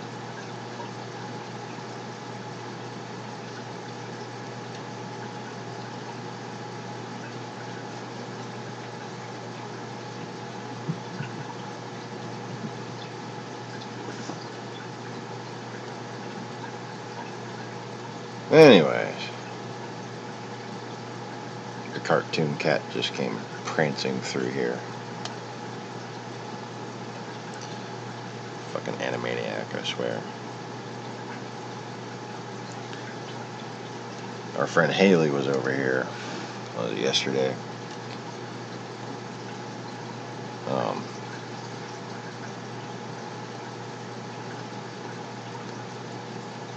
put Misha in her lap. I mean, not Misha, Lainey, excuse me. The cartoon cat.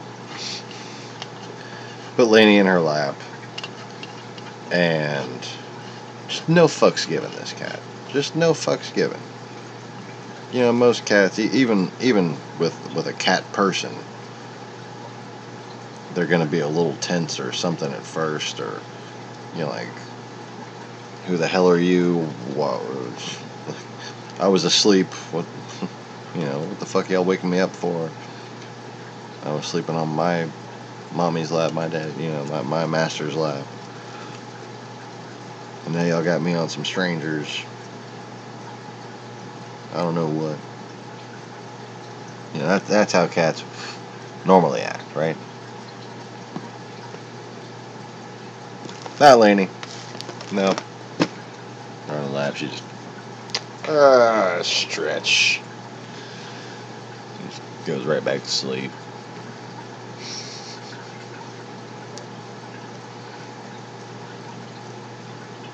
And Haley was just fucking melting.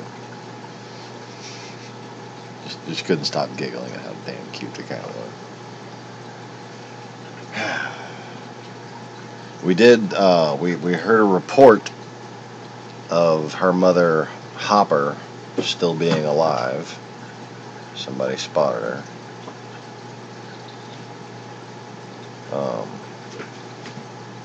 No word on whether or not the last kitten survived, however. That's kind of unfortunate.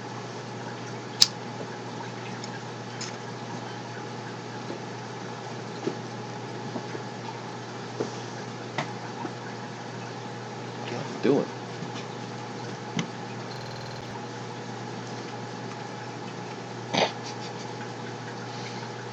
You give them a couple of fucking cardboard boxes and they are highly entertained.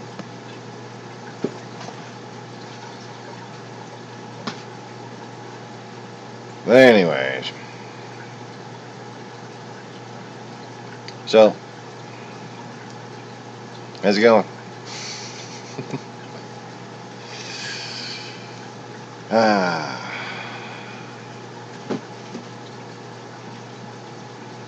Kind of done with my rant. Even though, you know, obviously I was doing a good job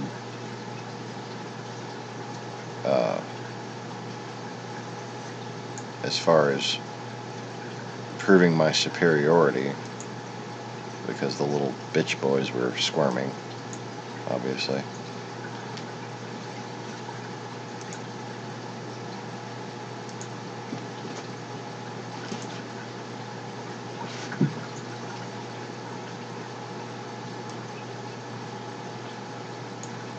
But anyways.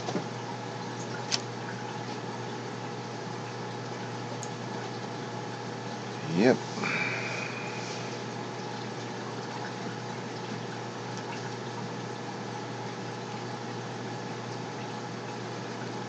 I mean, everybody's got to have their fantasies.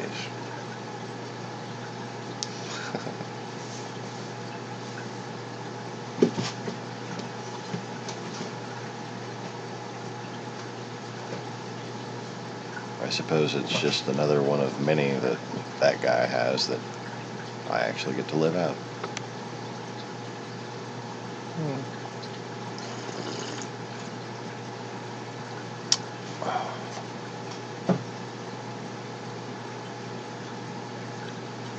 That's okay. He can go work for the Space Force. What you think, Carlos, Pedro? Who's here? Carlos, right? Yeah, Carlos.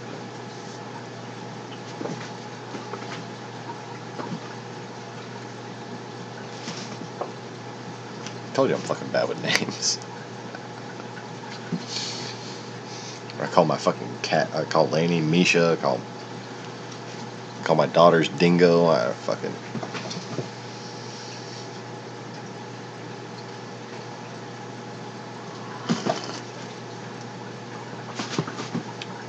called my daughter Kara because my wife's phone started ringing with the Battlestar Galactica theme.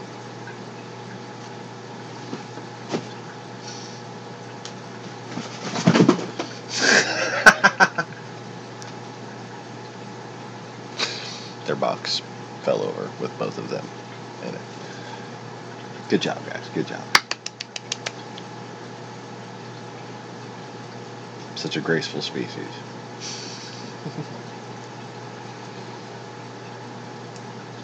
Anyways.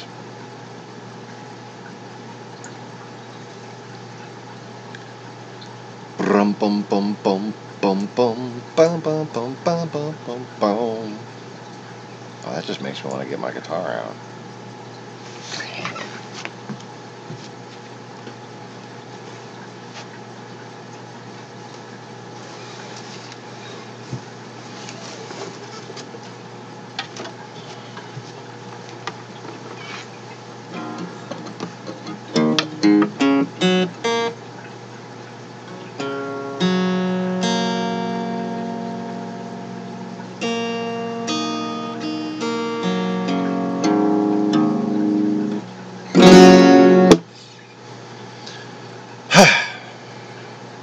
That was shockingly easy.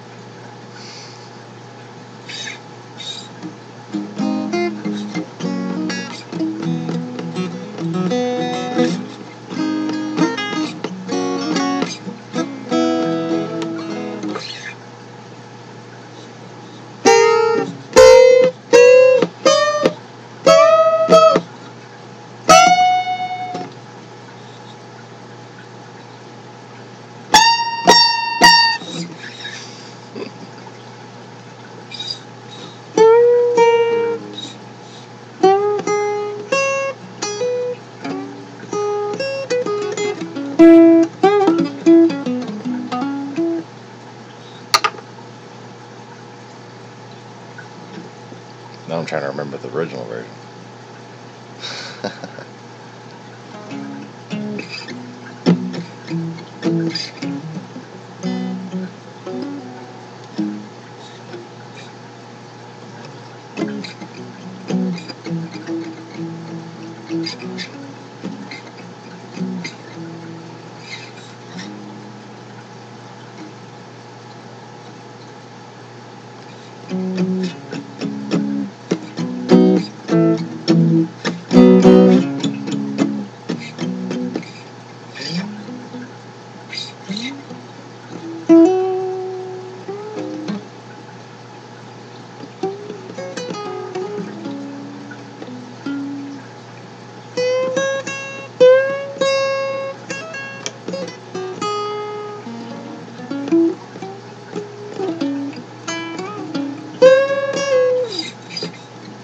There must be some kind of way out.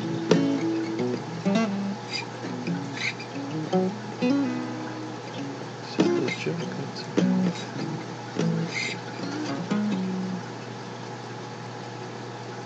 where's the lick at?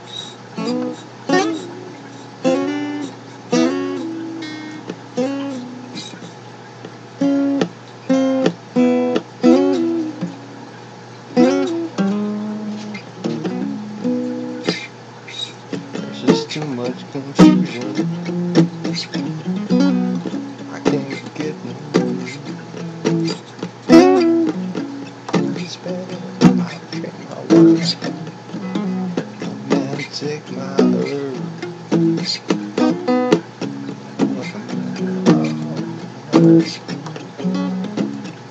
Under this world.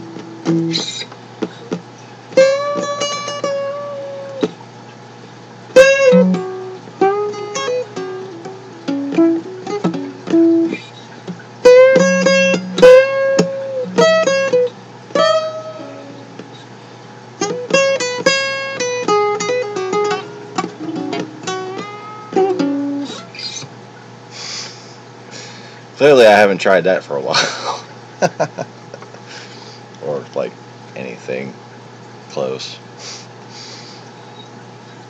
So, playing a song I never really performed at all probably wasn't the best idea. I hope it was entertaining in a sad way.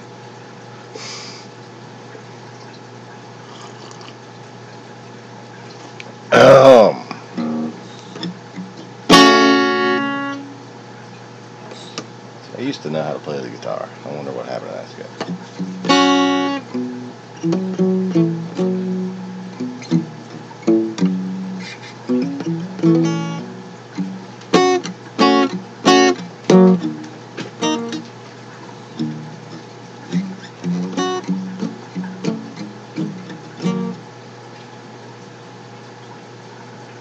Clearly, that's not the right place to go.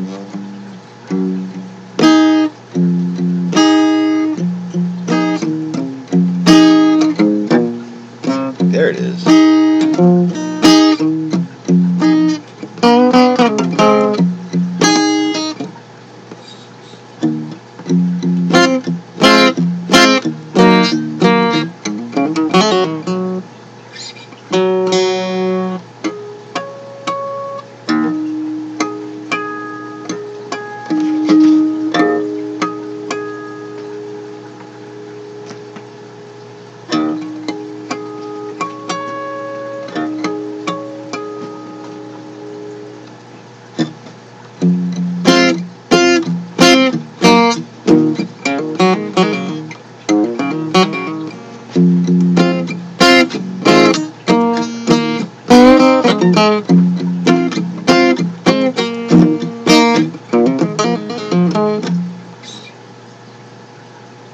Yeah.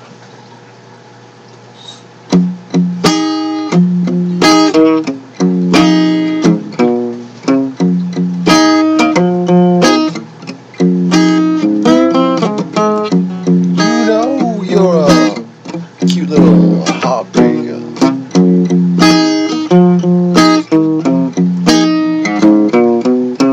And you know you're a cute little lovemaker.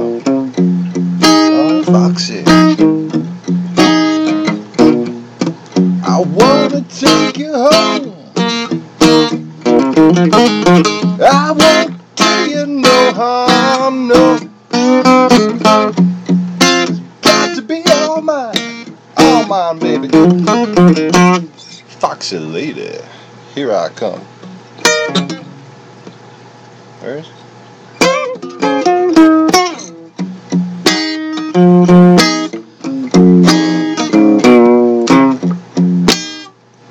Ow. Acoustic. Anyways, I'm done.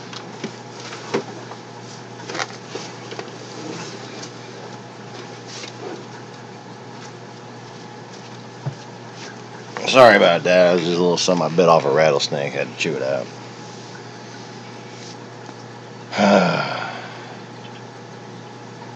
Speaking of rattlesnakes, I need to check on one of my little animals over here.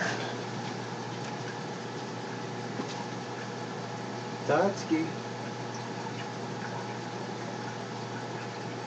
How you doing, honey?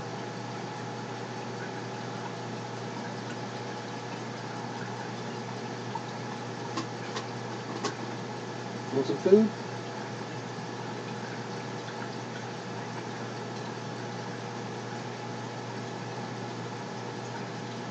Dotsky. Come on, honey.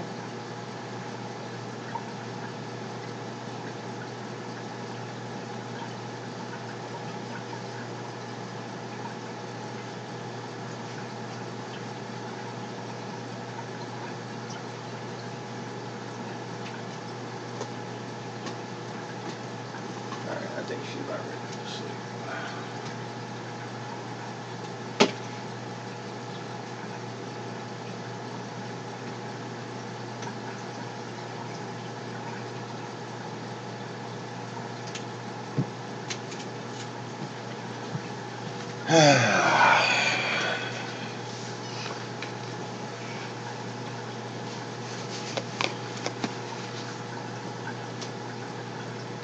$140 fish. Covered in shit, I don't know what.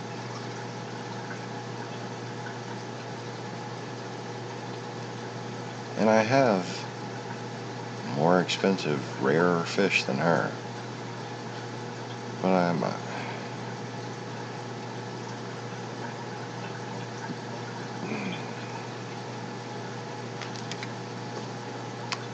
just so attached to her.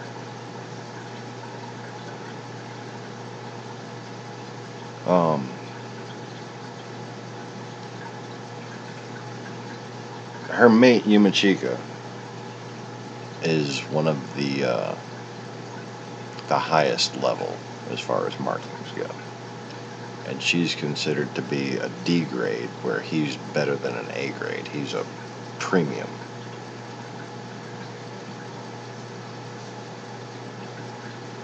But I actually like the way she looks better.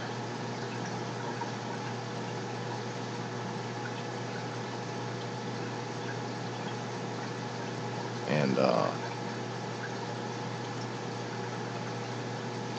she's just had such the lovable mama clownfish personality from the beginning until she started to get sick. And just there's something very lovable about that fish. It just pains me to see her like this.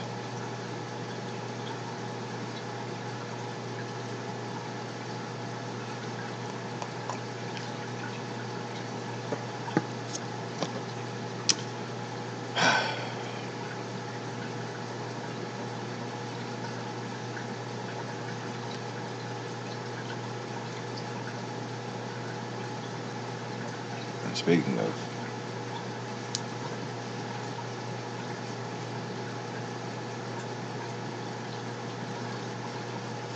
people or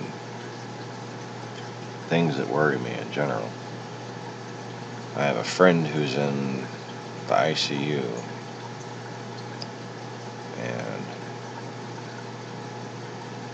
if anybody could pray for her, I'd be appreciative.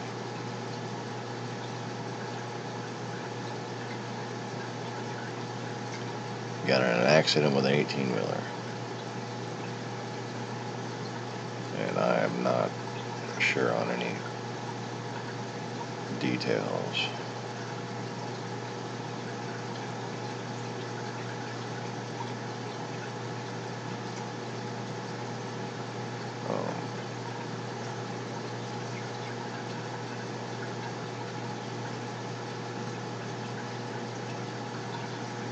I don't sense that she's conscious.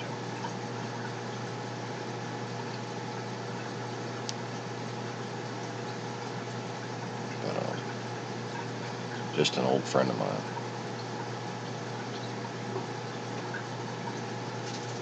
Friend of a lot of mutual friends too. Anyways.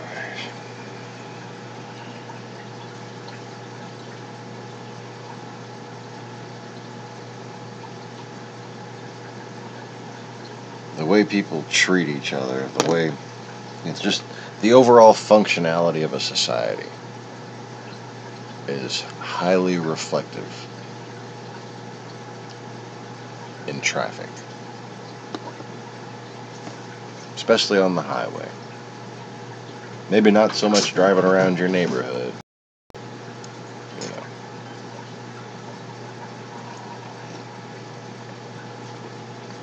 That should give you an idea of how effective your local governance is. But on the highway, not even talking about in traffic when it comes to poor city planning and stuff like that. I'm talking about low traffic times, normal flow through times, road trips between towns, on the interstate.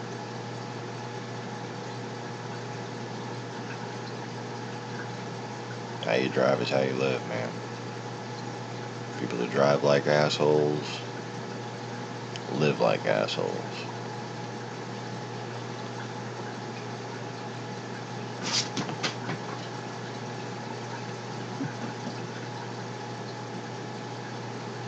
And I tell you what, Anybody who thinks they got what it takes to be president needs to come see me. Because there's some things that could far outdo Trump's populism that I won't say because I don't want just anybody to know these things or to realize them.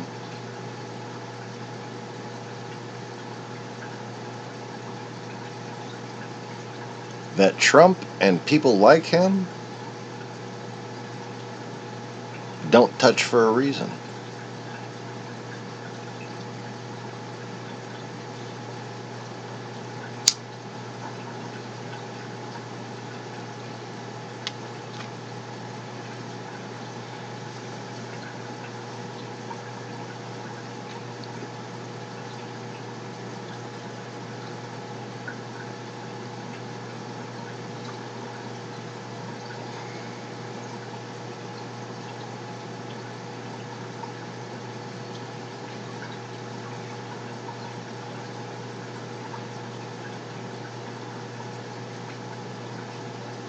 There are some issues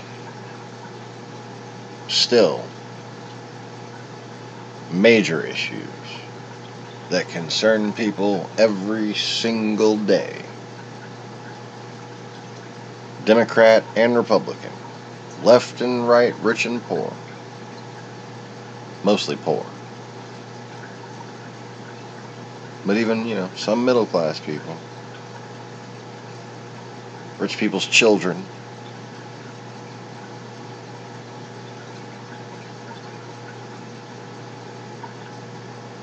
College students. They vote. There are some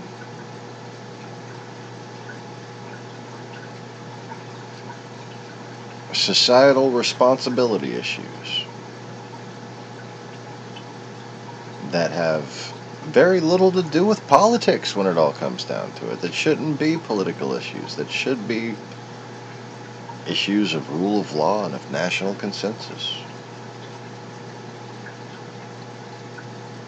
But that are endemic of our corruption and our failings as a society.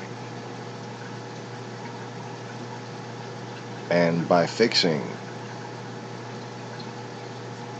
these cross-institutional woes, these inequities, these just unfair imbalances in power and opportunity,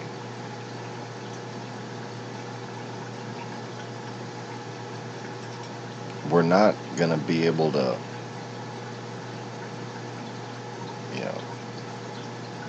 continue to function as a world community, let alone in a community here, unless we have somebody who understands all this shit and somebody who has a plan to make addressing these issues equitable for all parties involved.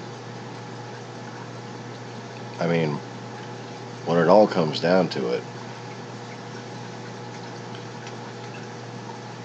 the reason why a lot of corporations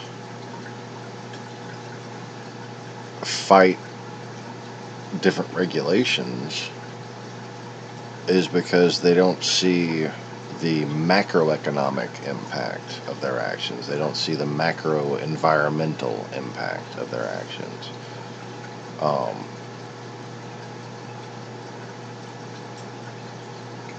And there's a lot of different industries, political groups that, by not thinking long term, are actually acting against their own best interests.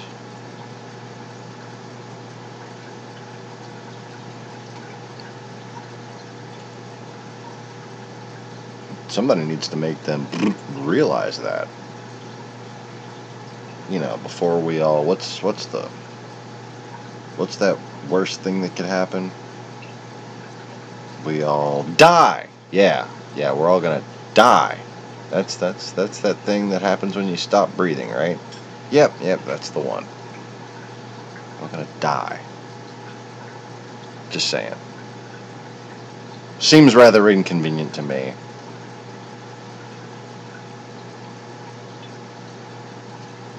Like, be one thing if, like, like you died and, like, your kids lived, right? But, like, when you're just sitting there watching each other gasp for breath,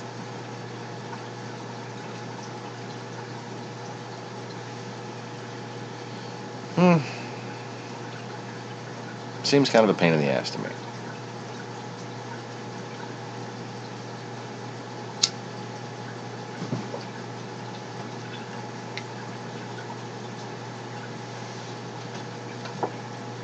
Now,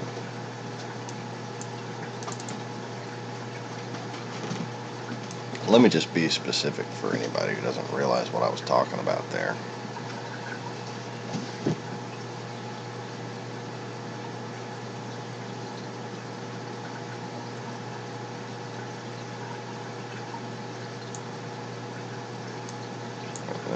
Wrong folder.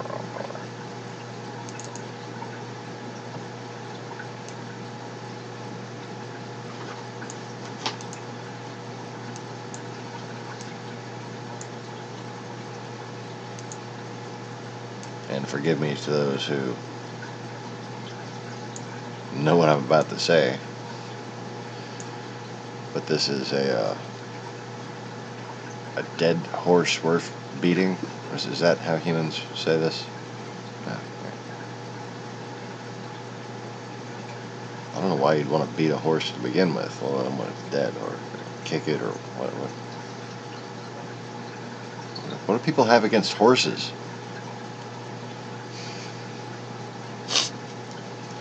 Anyways, what does Axl Rose have against horses? Because apparently, when a girl breaks up with him, that's how he takes out his frustrations or something. Yeah. Which is a joke that doesn't make sense if you don't know what song I'm talking about. I'll give you a clue. It's called Dead Horse. Anyways. Fuck was I talking? Oh yeah. Look, I have a graphic to remind me what the hell I was talking about.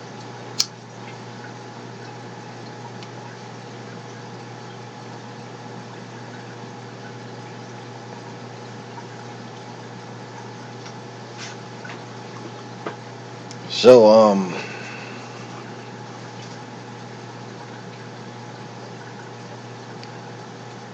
well, let me just try to back up my claim.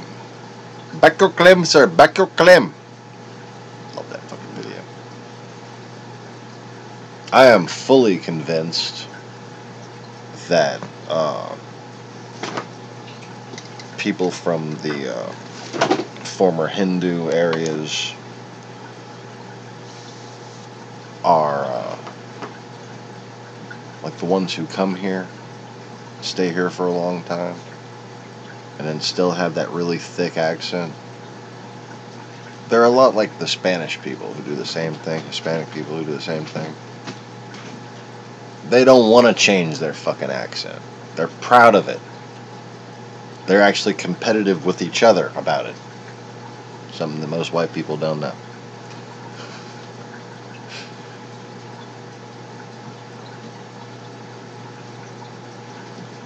But as far as backing my claim,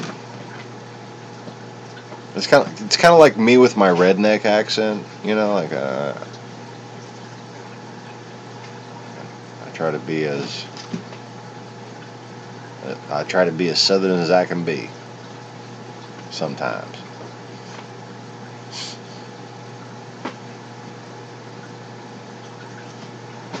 But anyways, being from Texas and Louisiana, I don't know what type of redneck I am.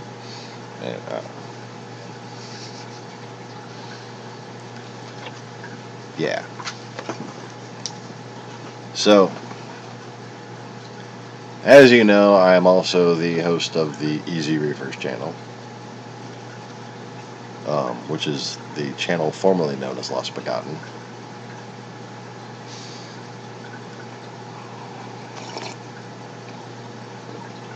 And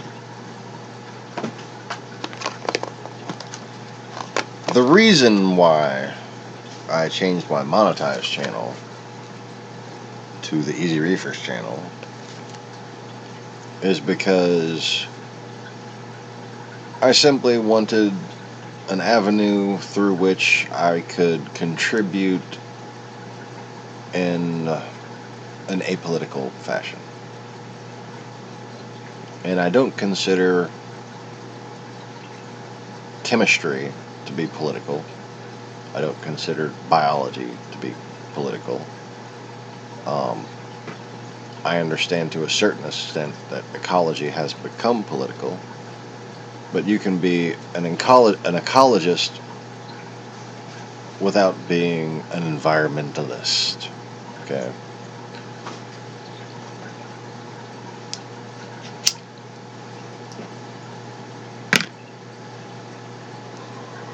Just like if you're a conservative Christian, technically you should vote Democrat and try to keep chasing the socialist out. Just chase the socialist out.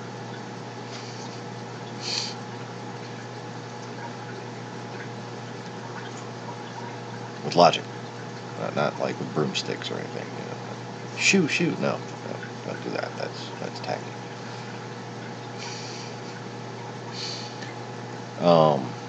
Anyways. So on this previously lost channel known as Begot or something.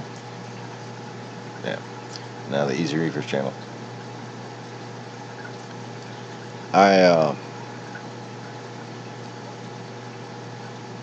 I basically picked my most developed skill set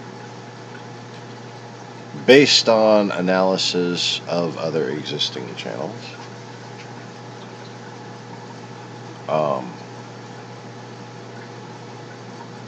And now what I've noticed is that there is actually a YouTuber with more experience than me, or as much experience as I have, allegedly.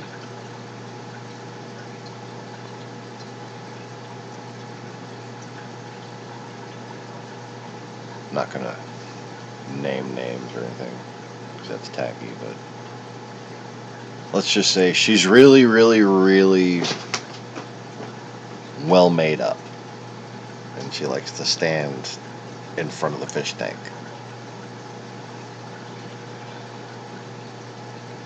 It's really kind of annoying. But supposedly,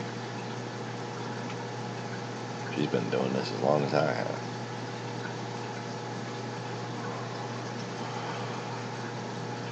But seems to have the same kind of production progression. I don't want to say level, but progression is more appropriate, as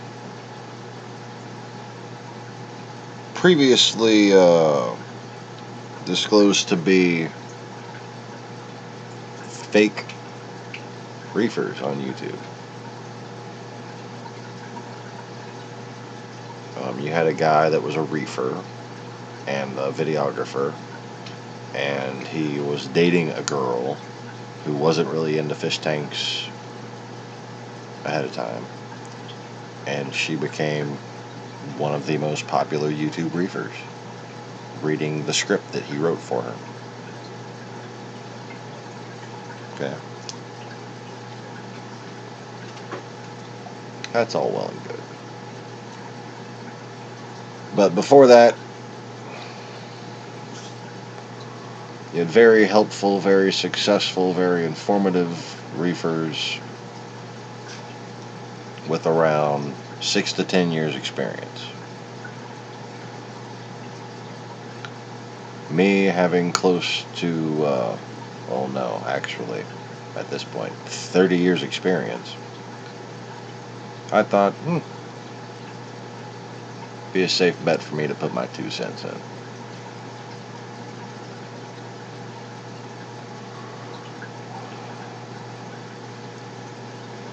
And one of the reasons why is because I come up with both cost neutral or even profitable ways to clean pollution. Okay, chemical pollution, not physical pollution. Not like objects that you got to go pick that shit up. Like I can't help you there. I'm not a robotics engineer. Well, could have been. Got screwed out of that. Anyway. But what I have come up with is solutions to clean up stuff at a profit, as well as produce food in a way that doesn't create pollution. In fact,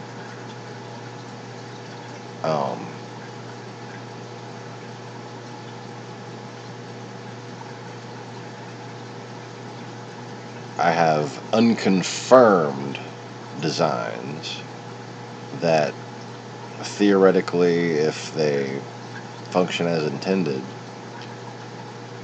should produce food at a net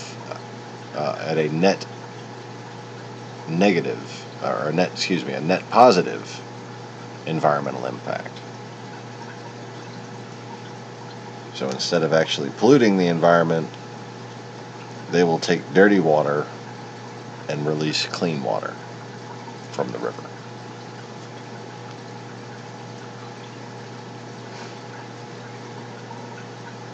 So then food production becomes a means of mitigating pollution that comes from the food production that takes place inland. So the runoff makes it to the rivers no matter what. But if you set up these type of facilities near the rivers, near the tributaries, let me put it this way. If we made a social event out of, like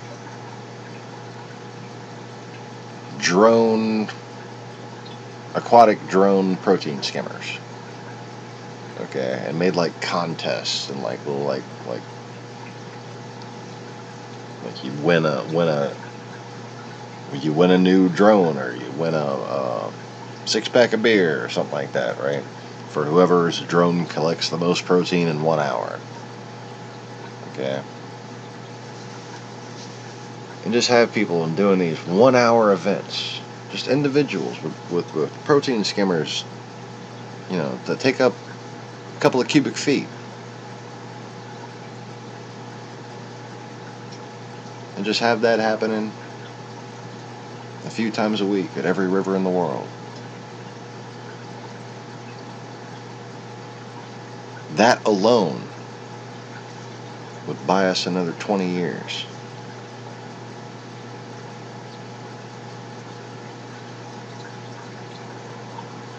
That's how bad the problem is, and that's how lazy we are, and ineffectual and incompetent we are when it comes to stewardship.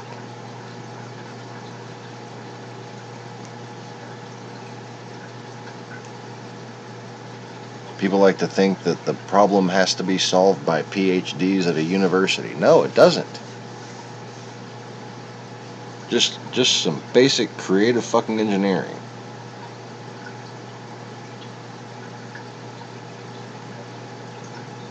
mean, my designs are built to be disaster-proof. They're built to be flood-proof. They're built to not need insurance. Okay? But you don't necessarily have to do that to be doing some good.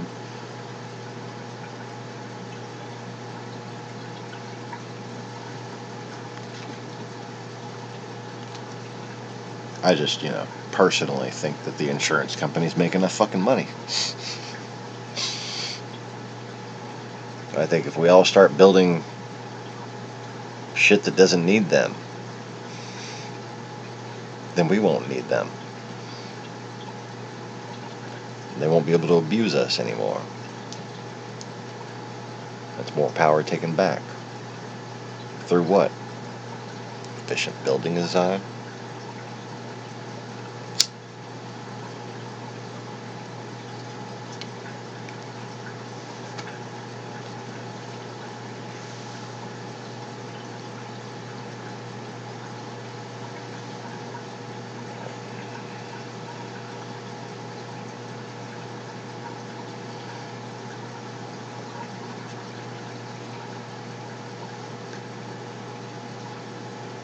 ¿Quién de mis amigos está aquí?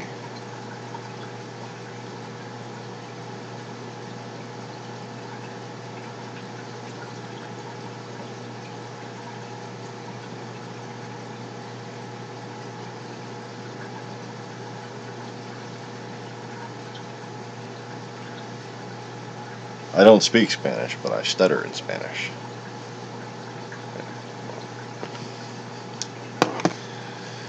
Anyways. So,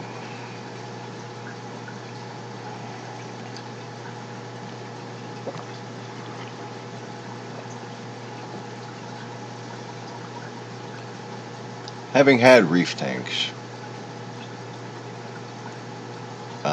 for a very long time, and not starting out with an alleged parent who owns an alleged fish store, but starting out with a dad who just decided he could build a fucking aquarium, and still to this day doesn't really know how to keep one.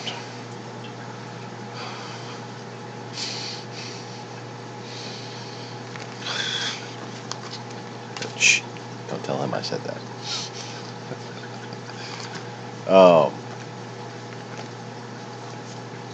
I mean, like, I have my screw-ups, but I go into them knowingly and willfully, just to see how bad certain things can be,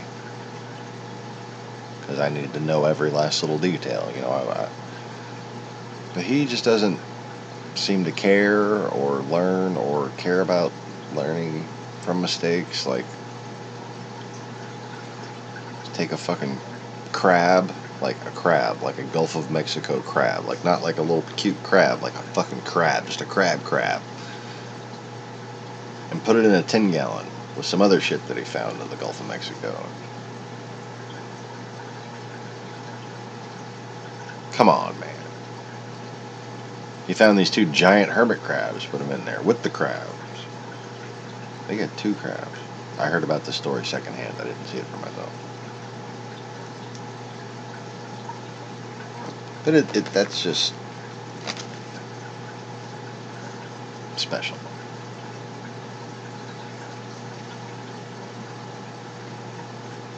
But he and I kind of explored the hobby early on in the mid-'80s. Okay. Mid to late 80s. And I kept keeping fish tanks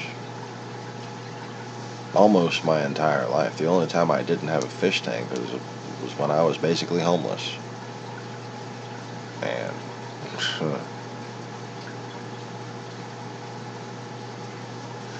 when I lived with my mom,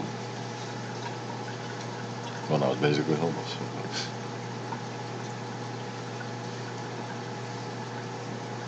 But all through high school, middle school, and minus a 10-year gap, Been keeping saltwater tanks 20 out of 30 years.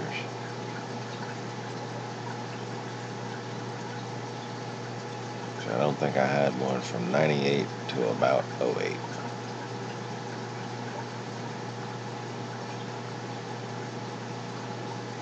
I was homeless for a bit of that, so, you know, not that easy to keep a reef tank in a car.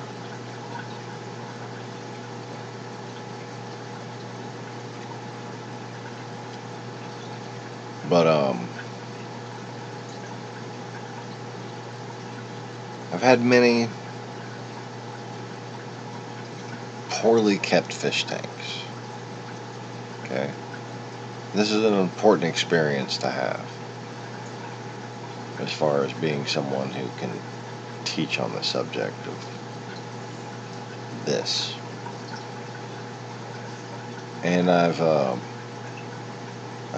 had some beautiful, very high growth rate, SPS dominant, just wonderful fish tanks, and I've got these two pretty sweet systems right now. I don't know, I have a camera hooked up, sorry. It's over there. It's way over there.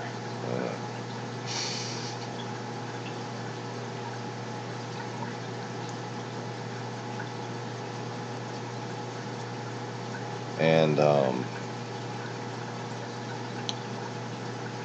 breeding true percula clownfish has been the final crown jewel of my experience. You know, anybody can grow coral, anybody can, pretty much anybody can keep a reef tank. It doesn't take much experience to actually grow coral and keep it successfully. It's, you know, even start a little business doing it. But breeding tiny little fish that have babies that you can barely even see,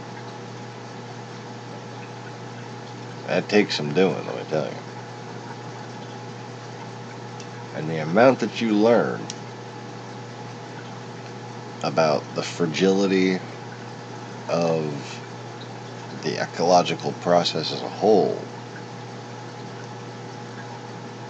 when you realize how much effort it takes just to keep these little clownfish alive. And they are, you know, a relatively hardy species, a relatively easy, prolific spawning species. Still extremely difficult. True perculas are much more difficult than accelerus, but accelerus are still fairly difficult to breed. It requires intensive care, and it makes you realize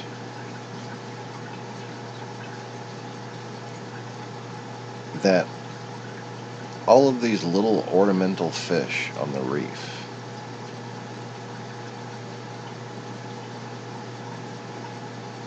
are almost like a barometer, because each one's existence is almost miraculous. Let me explain. In order to survive,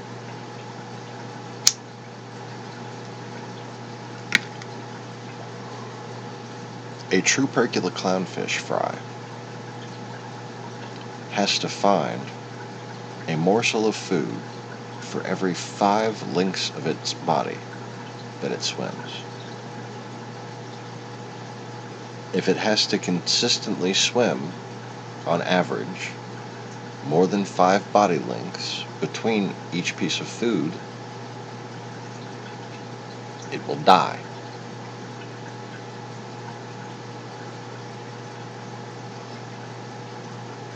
If it experiences the slightest difference in temperature, it will die. If it experiences the slightest difference in salinity, it will die. If it experiences the slightest difference in pH or alkalinity, it will die. If it gets jolted too hard by a current, it will die.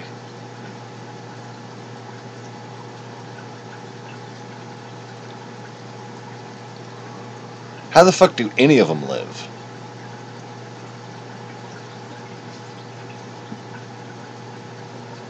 That's what I mean by everyone is miraculous. The statistical likelihood of any one of them surviving is so small.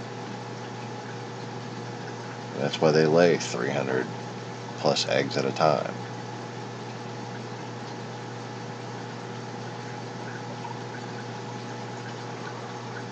And bear in mind,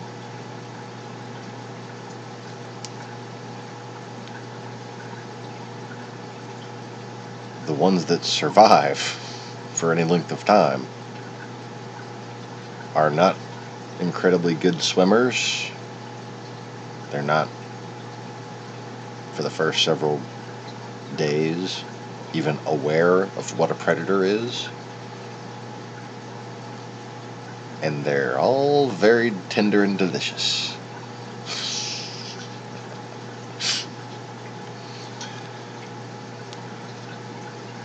You got some clownfish spawning in a populated reef tank. You got a happy reef tank.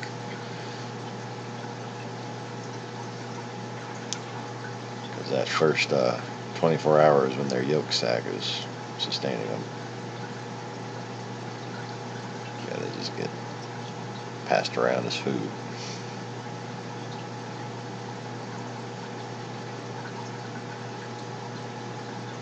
But once you get past that stage and actually get them to start showing color, you get their first stripe, you get them on bigger foods, and then eventually get them on solid foods,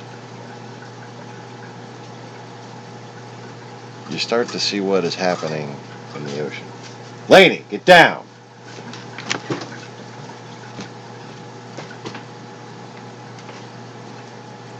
What's happening in the ocean is cats are crawling around all over the place, terrorizing everything. No.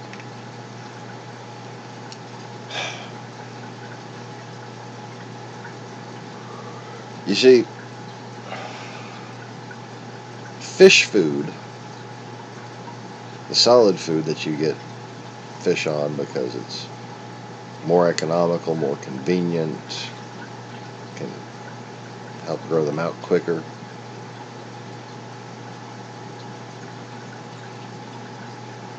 It's got basically a lot of the same chemicals as uneaten human food or the fertilizer compounds that we use to grow our food.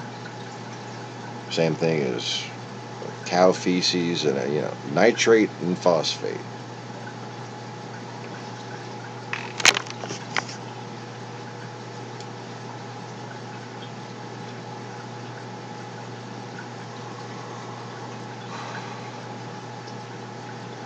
Nitrate, phosphate, sulfate, mercury.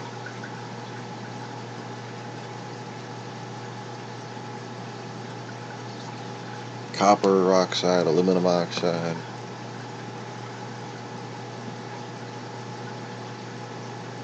Lots of different things that are bad for the ocean.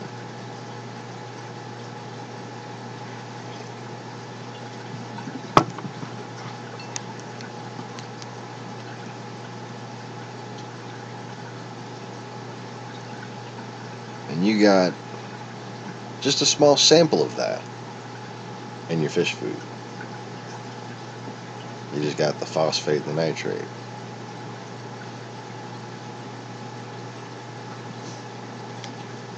Hopefully, if you're using quality shit. But still,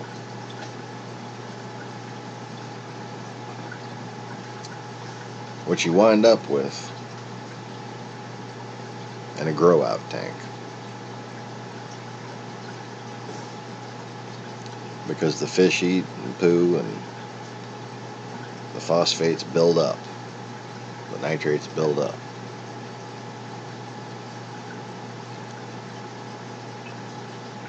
You wind up getting, almost inevitably, just because of the amount of food that you feed it.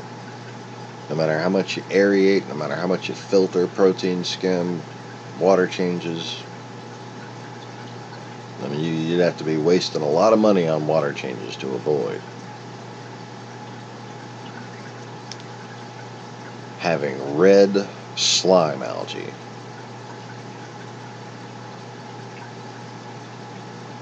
On the walls, on the floor, on the heater, on the air tubing, making little streams just kind of flowing in the water, getting longer and longer the more current there is, eventually breaking off and going and forming like a little bubble colony up on the surface.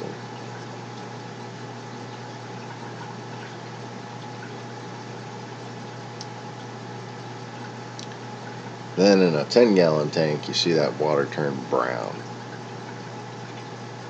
It turns like an orangish brown. That's, you waited too long to do a water change at that point. You gotta do strategic siphoning and go right after that cyanobacteria and just suck it off the walls and suck it off the tubes and suck it off of everything. And then just replace that water.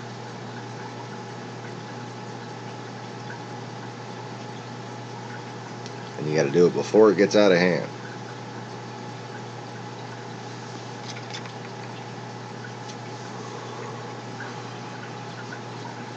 Because when you look down in that bucket, especially like I use white buckets when I'm siphoning my smaller tanks.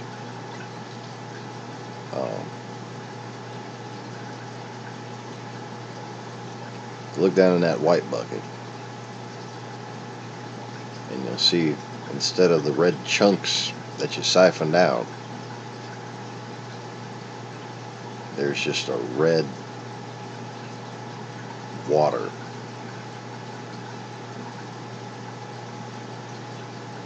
And you still see the chunks floating in it, but a lot of that algae, when disturbed, just like them parts that you can see that bubble up to the surface, there's a lot of it that just breaks off and lives in the water.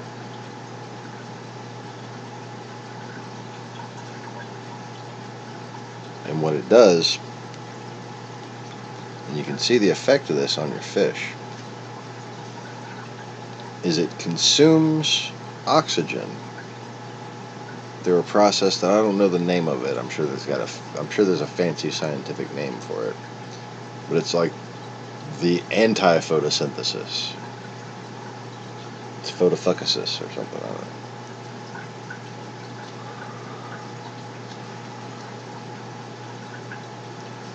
They use the light to, instead of converting carbon dioxide into oxygen, they simply consume oxygen.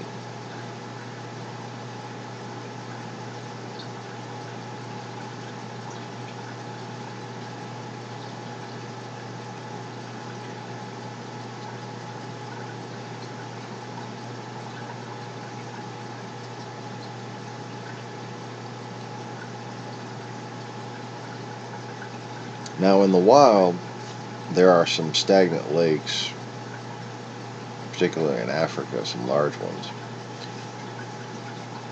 that birds will fly over and just fall into the water because there's so little oxygen in the air, and then they'll drown because they can't breathe, because the cyanobacteria creates a dead zone above the water whenever it blooms to the point of a red tide.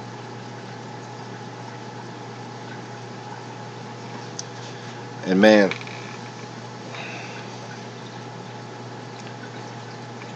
in a grow-out tank, in a clownfish grow-out tank, with say 20, 30 clownfish in a 10-gallon, you expect a little bit of heavy breathing because, you know, they're all going to be playfully, hopefully mostly, fighting with each other. It's a relatively small area, relatively high stress environment, you know. There's only so much you can do to keep them from being a little bit excited on the breathing, you know, just about like yay, as opposed to like yay. This is natural, unstressed breathing, and this is grow out tank breathing. This is social interaction, chasing people away from the territory. In any highly populated tank, you might get that kind of breathing, except for like from a completely non-interactive fish or one that's dominant in their area and very comfortable. Then you'll get that nice slow breathing. You see that slow breathing? That's a good system. That's a happy fish. But a little bit of elevated breathing. That's a gill. That's my hand. It's a gill. Not technically breathing. That's all I got though.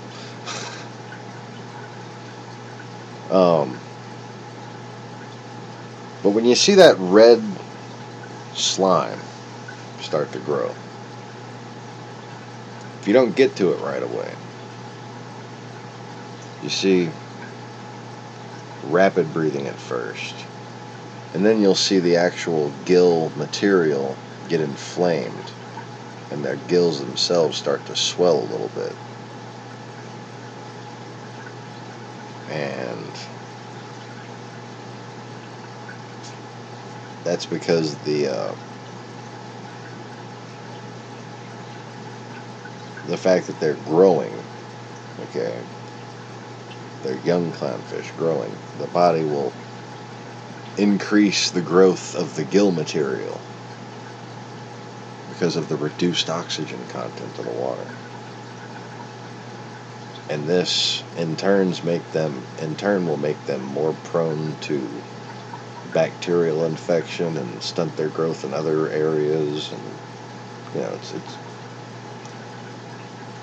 not an environment conducive for long-term survival. That's for sure.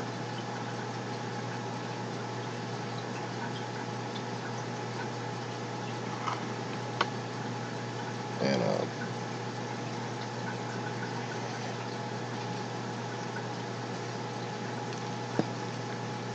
I started to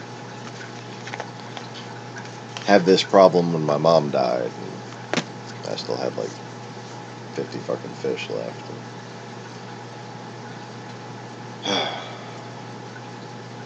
It took me a while to get back on top of it, but you know, in failure can come valuable experience. And it really made me understand what's happening to those birds when they fall into the brine lake.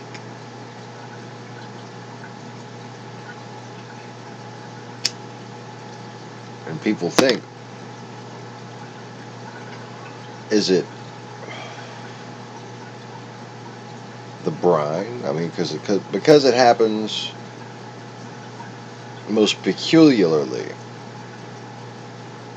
on these super saline lakes. People get the mistaken idea that it has something to do with the salt content of the water. This is not the case. Cyanobacteria can bloom in brackish water. To a certain extent, it can bloom in fresh water, depending on the mineral content. The fresher the water, the more sulfur, I think.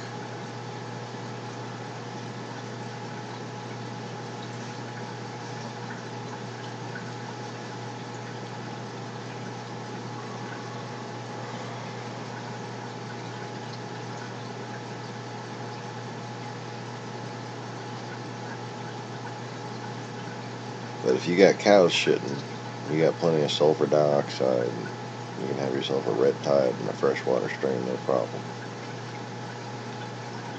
But that's not the real worry. The real worry is those brackish water areas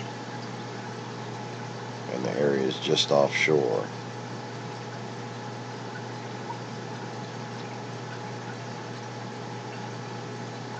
And those stagnant dead zones that just keep getting bigger and bigger. Like we got right off the coast of Louisiana and the Gulf of Mexico.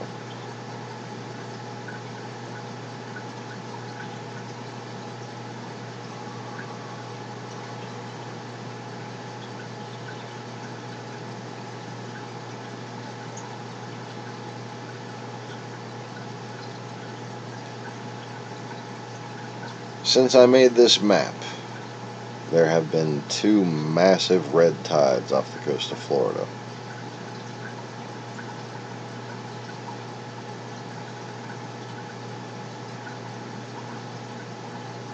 There's been several all over the world.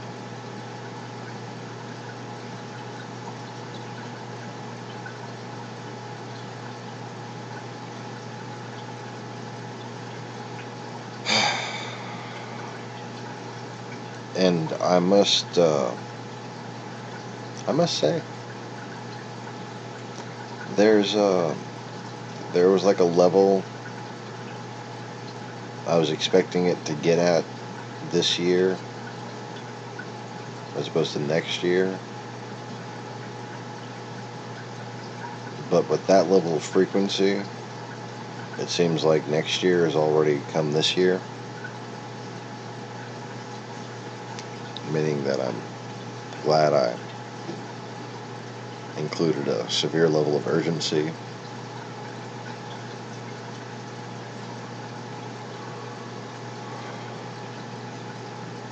The 2050 is not that far away.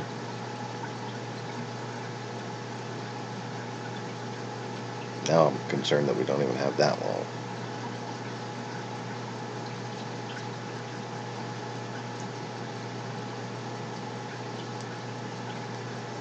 So,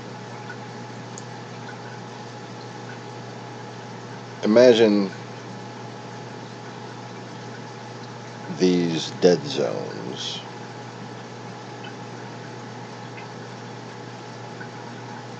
becoming much larger.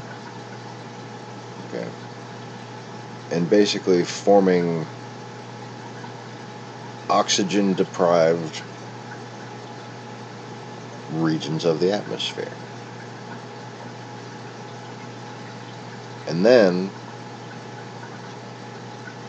when the currents shift, when the wind changes, that reduced oxygen area, like some known tragedies in Africa that resorted from those lakes I was mentioning,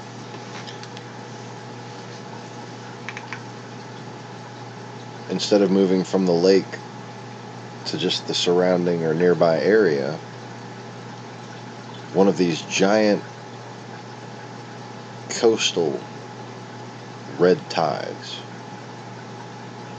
covering hundreds of square miles forms an oxygen-free pocket that moves inland over a major city. you could have the near instantaneous death of millions.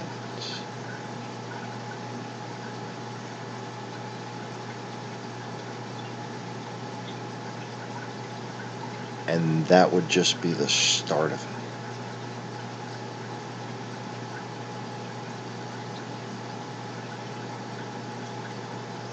Because if at that point we don't declare World War X on cleaning up the ocean,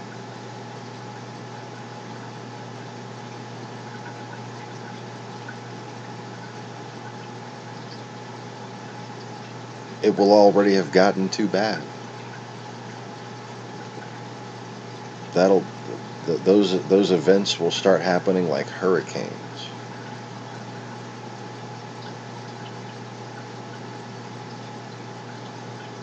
And the world will eventually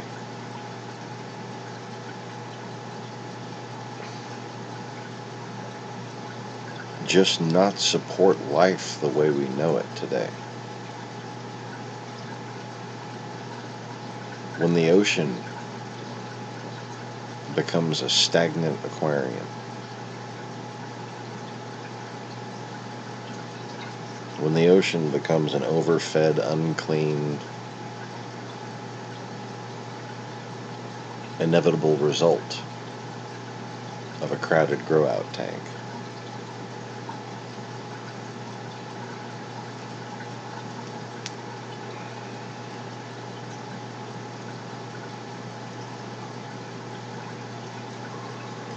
Fish just go from one location to the other just to die from lack of oxygen, then to rot and to make the lack of oxygen problem even worse.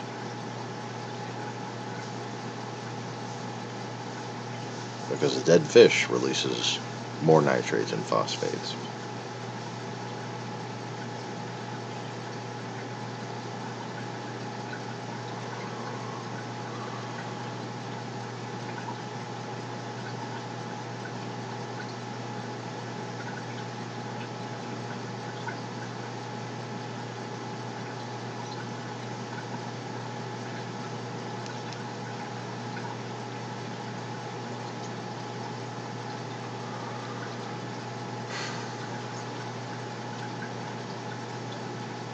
That's why coral is pretty, you know? It's God saying, hey, look at this stuff. It's important. Of all the things that we love the beauty of, there is that more beautiful thing that comes from nature.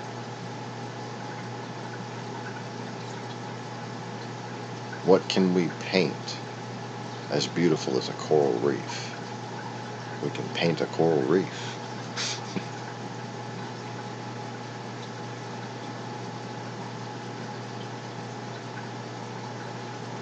The level of vibrant colors and patterns, sculpture.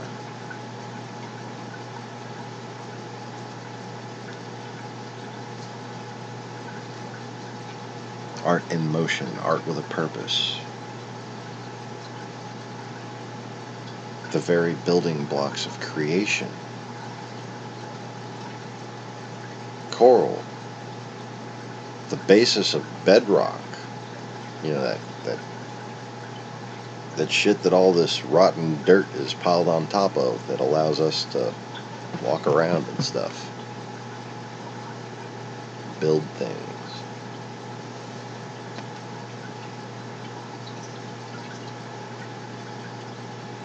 If that starts to die,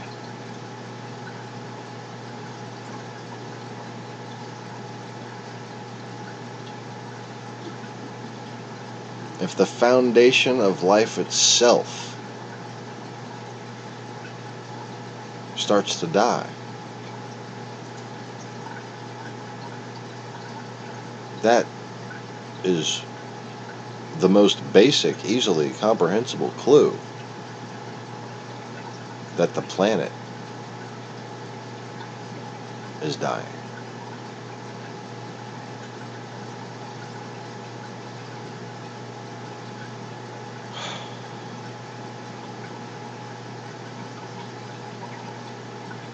You know,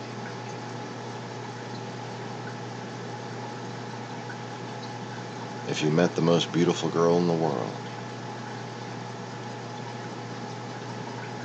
and she had the prettiest hair and the prettiest skin and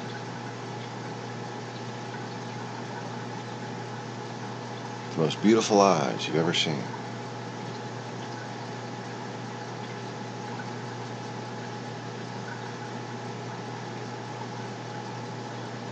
and she was a talented professional, she was an intuitive mother, she was everything that a woman could be, everything that you could ever want to provide for yourself and your family and help you, and like God made her for you.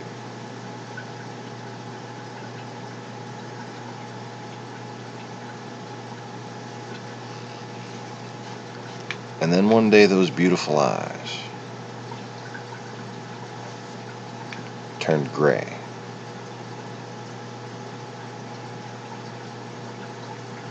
And just stared blankly and did not move.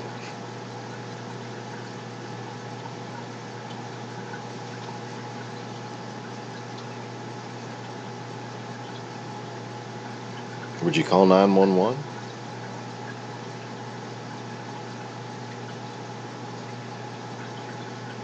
Would you make sure she was okay?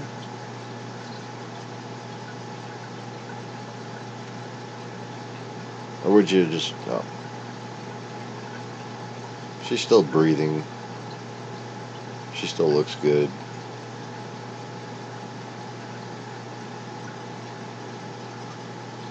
she might be walking around a little bit like a zombie, but she still seems to be performing her basic functions. But those eyes that used to look like the ocean,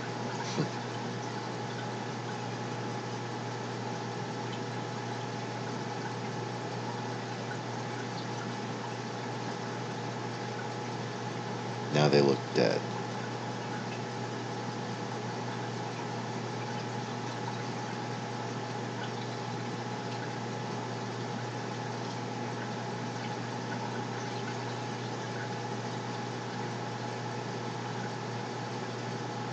You see, we live on a world where the perfect building material grows and replenishes itself from the ground.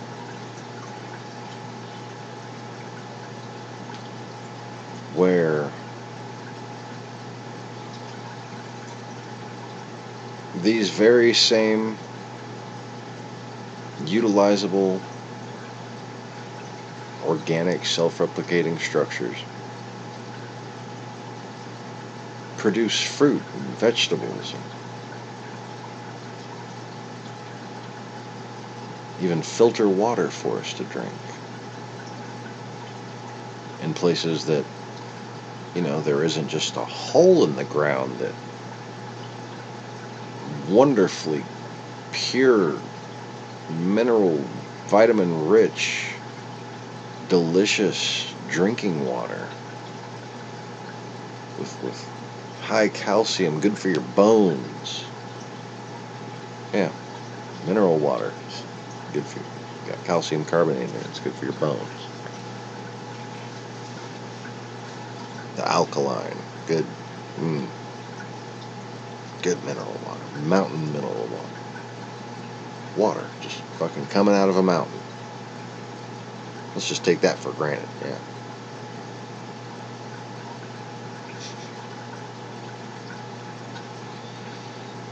we've got this temperature chemical balance in our atmosphere that allows water to also just pour from the sky into these areas so we can isolate species of these self-replicating building materials that happen to make food for us and increase the efficiency of production and control the ability of our own population to become dense or sparse or to live how we want to live.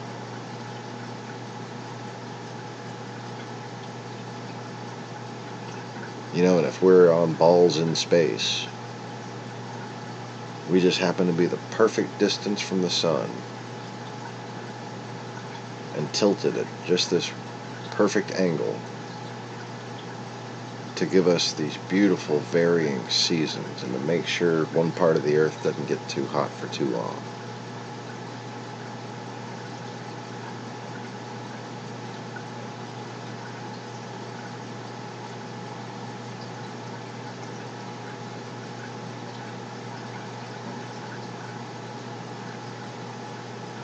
If we were any closer to the sun,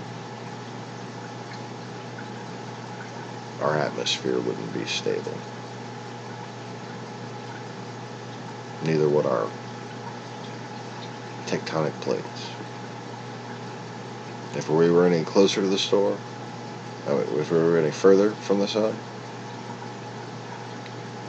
the core of the earth would go solid, and we'd lose our magnetic field and about 80% of our atmosphere. So however you look at it, we are in a statistically anomalous, very unlikely, miraculous place. We are less likely to exist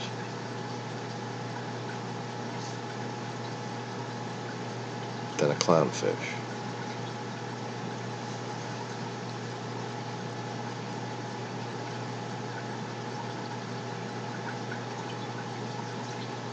And almost as fragile.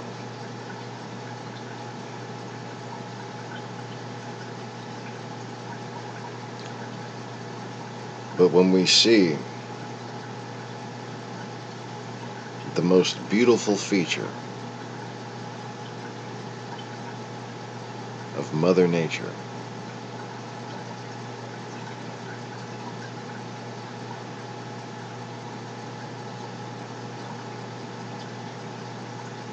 turn gray,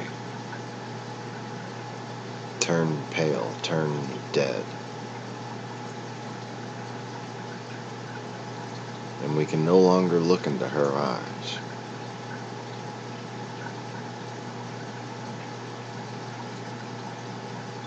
Do we say she'll be fine, she's still breathing?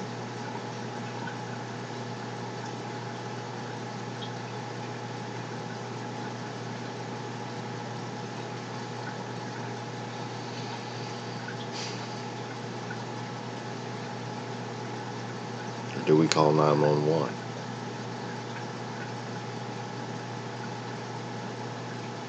Do we pick her up, put her in the car, and drive her ass to the hospital?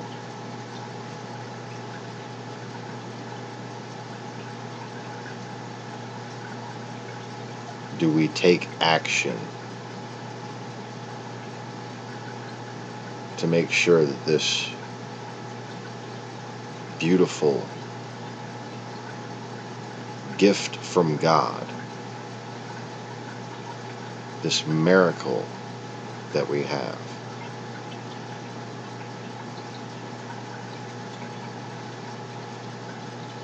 doesn't die?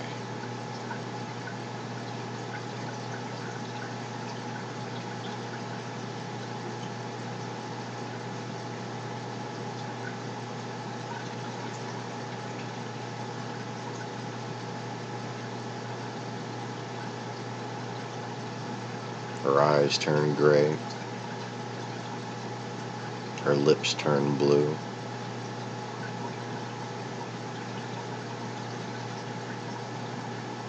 Her skin turns pale.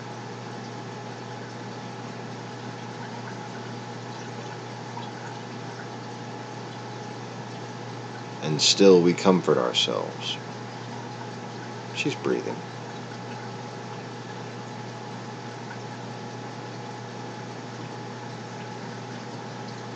What the fuck is wrong with us?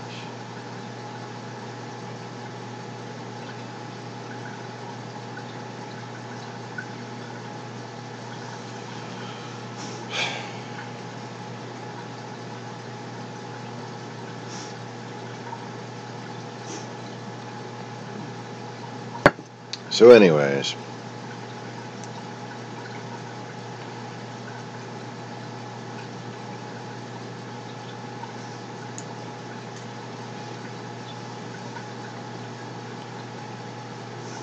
doesn't look like anybody's gonna be chatting.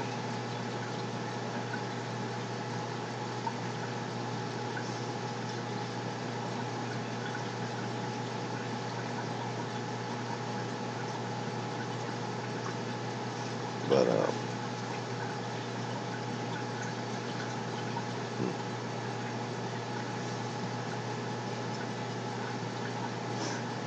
that's good. I'm sure the 5 actual people who watch this will be able to just solve this problem all by ourselves.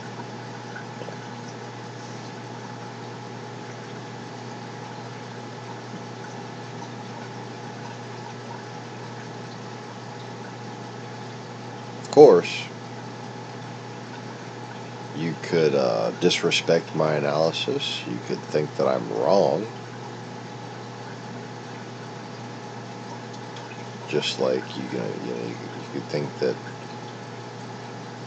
Donald Trump didn't get help from the Russians. You could think that the Russians weren't behind all the fucking propaganda.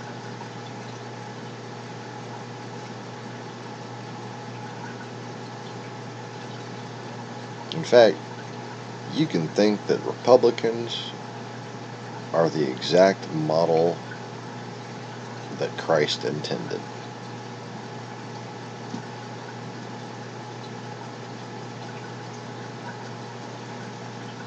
Because to disrespect my analysis and judgment, those are the things you would have to believe.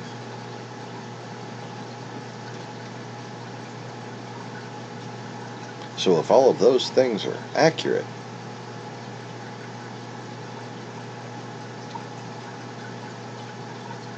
let me just put it this way.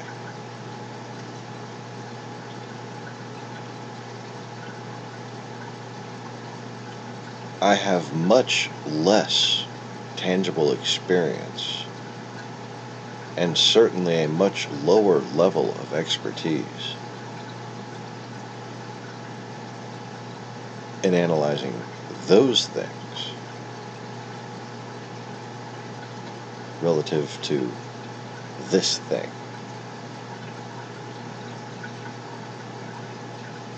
I expect that if I was accurate in those regards, I should be much more accurate. The likelihood of my accuracy should be much higher when it comes to how much of a problem it is if the oceans die. And exactly what it means, what the definition of that is, what the threshold is, what the point of no return is.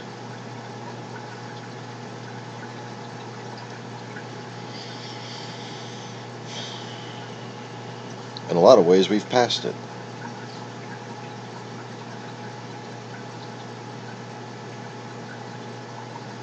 Which is extremely unfortunate.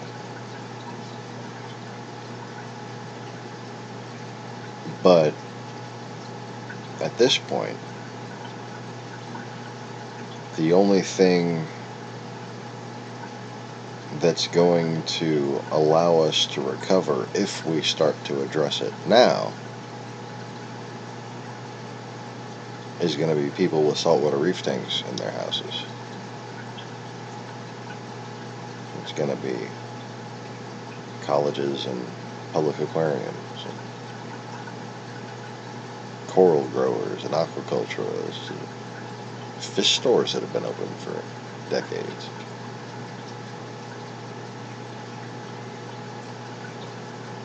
Because at this point, there are a dwindling number of pristine marine environments. And even the definition of pristine has been somewhat capitulant in that regard.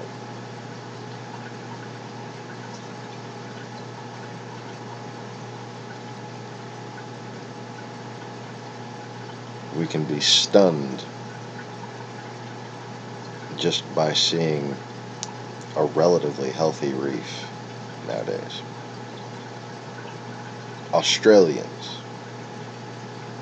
For Australians to be stunned by seeing a large area of healthy reef,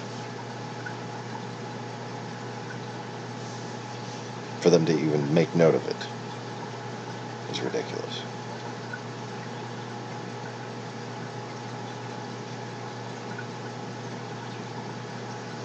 When you're pointing out the healthy parts instead of the unhealthy parts,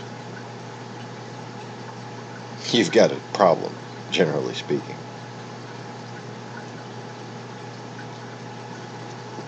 You know, like back to a car analogy. If you're buying a car and the whole car looks like shit, runs like shit, sounds like shit, but it's got some brand new leather seats,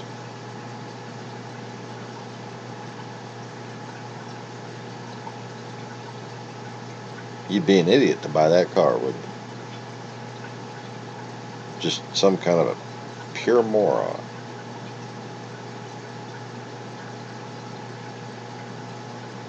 Well,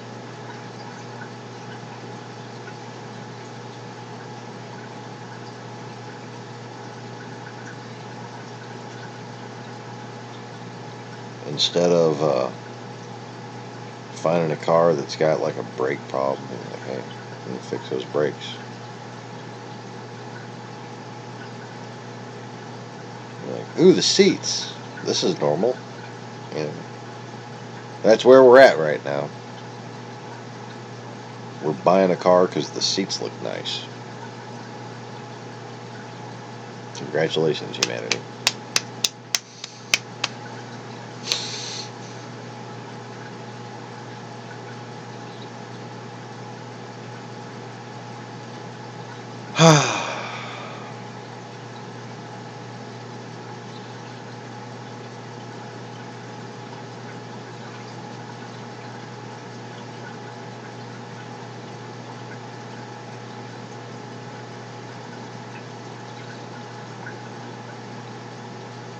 Anyways, I'm done. All out of stuff to talk about for now. I suppose tomorrow we will actually get back more into the Bible study instead of continuing to discuss the results of people failing to read the fucking Bible or understand the context of it. Why they're even reading it in the first place. I think I'd like to go to a church this weekend and find some well-intended pastor, minister, somebody. Try to make them understand. you don't understand this book. This book. You don't understand why you have it. You don't understand why it is in the form that it is. You don't understand why the parts that are in error are the way that they are.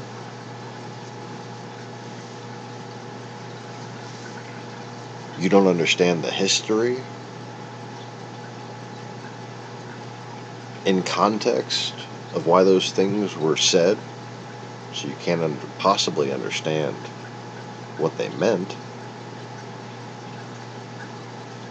You can't understand the history. You don't understand the history of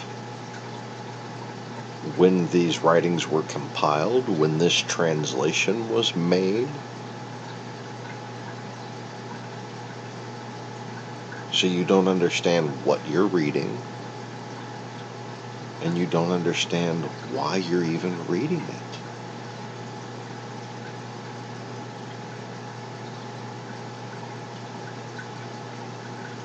That's how lost people have become. The person you should be able to go to if you want to, give God a chance, give Jesus a chance, right? The person that you should be able to go to for meaning, for understanding. The book that they are supposed to base everything that they know off. They don't even know why they read it. They think they know why. They do not know why.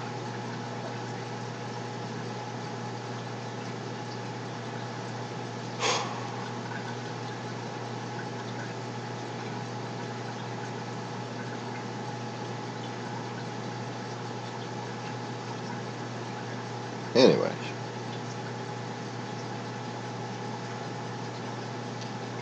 So, whoever is watching, I hope you get paid by the hour. Thank you.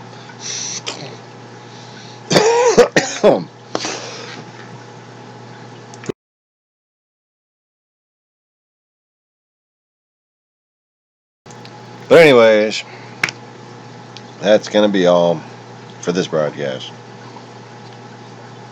Hope you found it entertaining. Thanks for watching. Click the like button and subscribe if you haven't already. All that good kind of stuff. Yeah. And of course, take it easy, but don't take it all. Peace.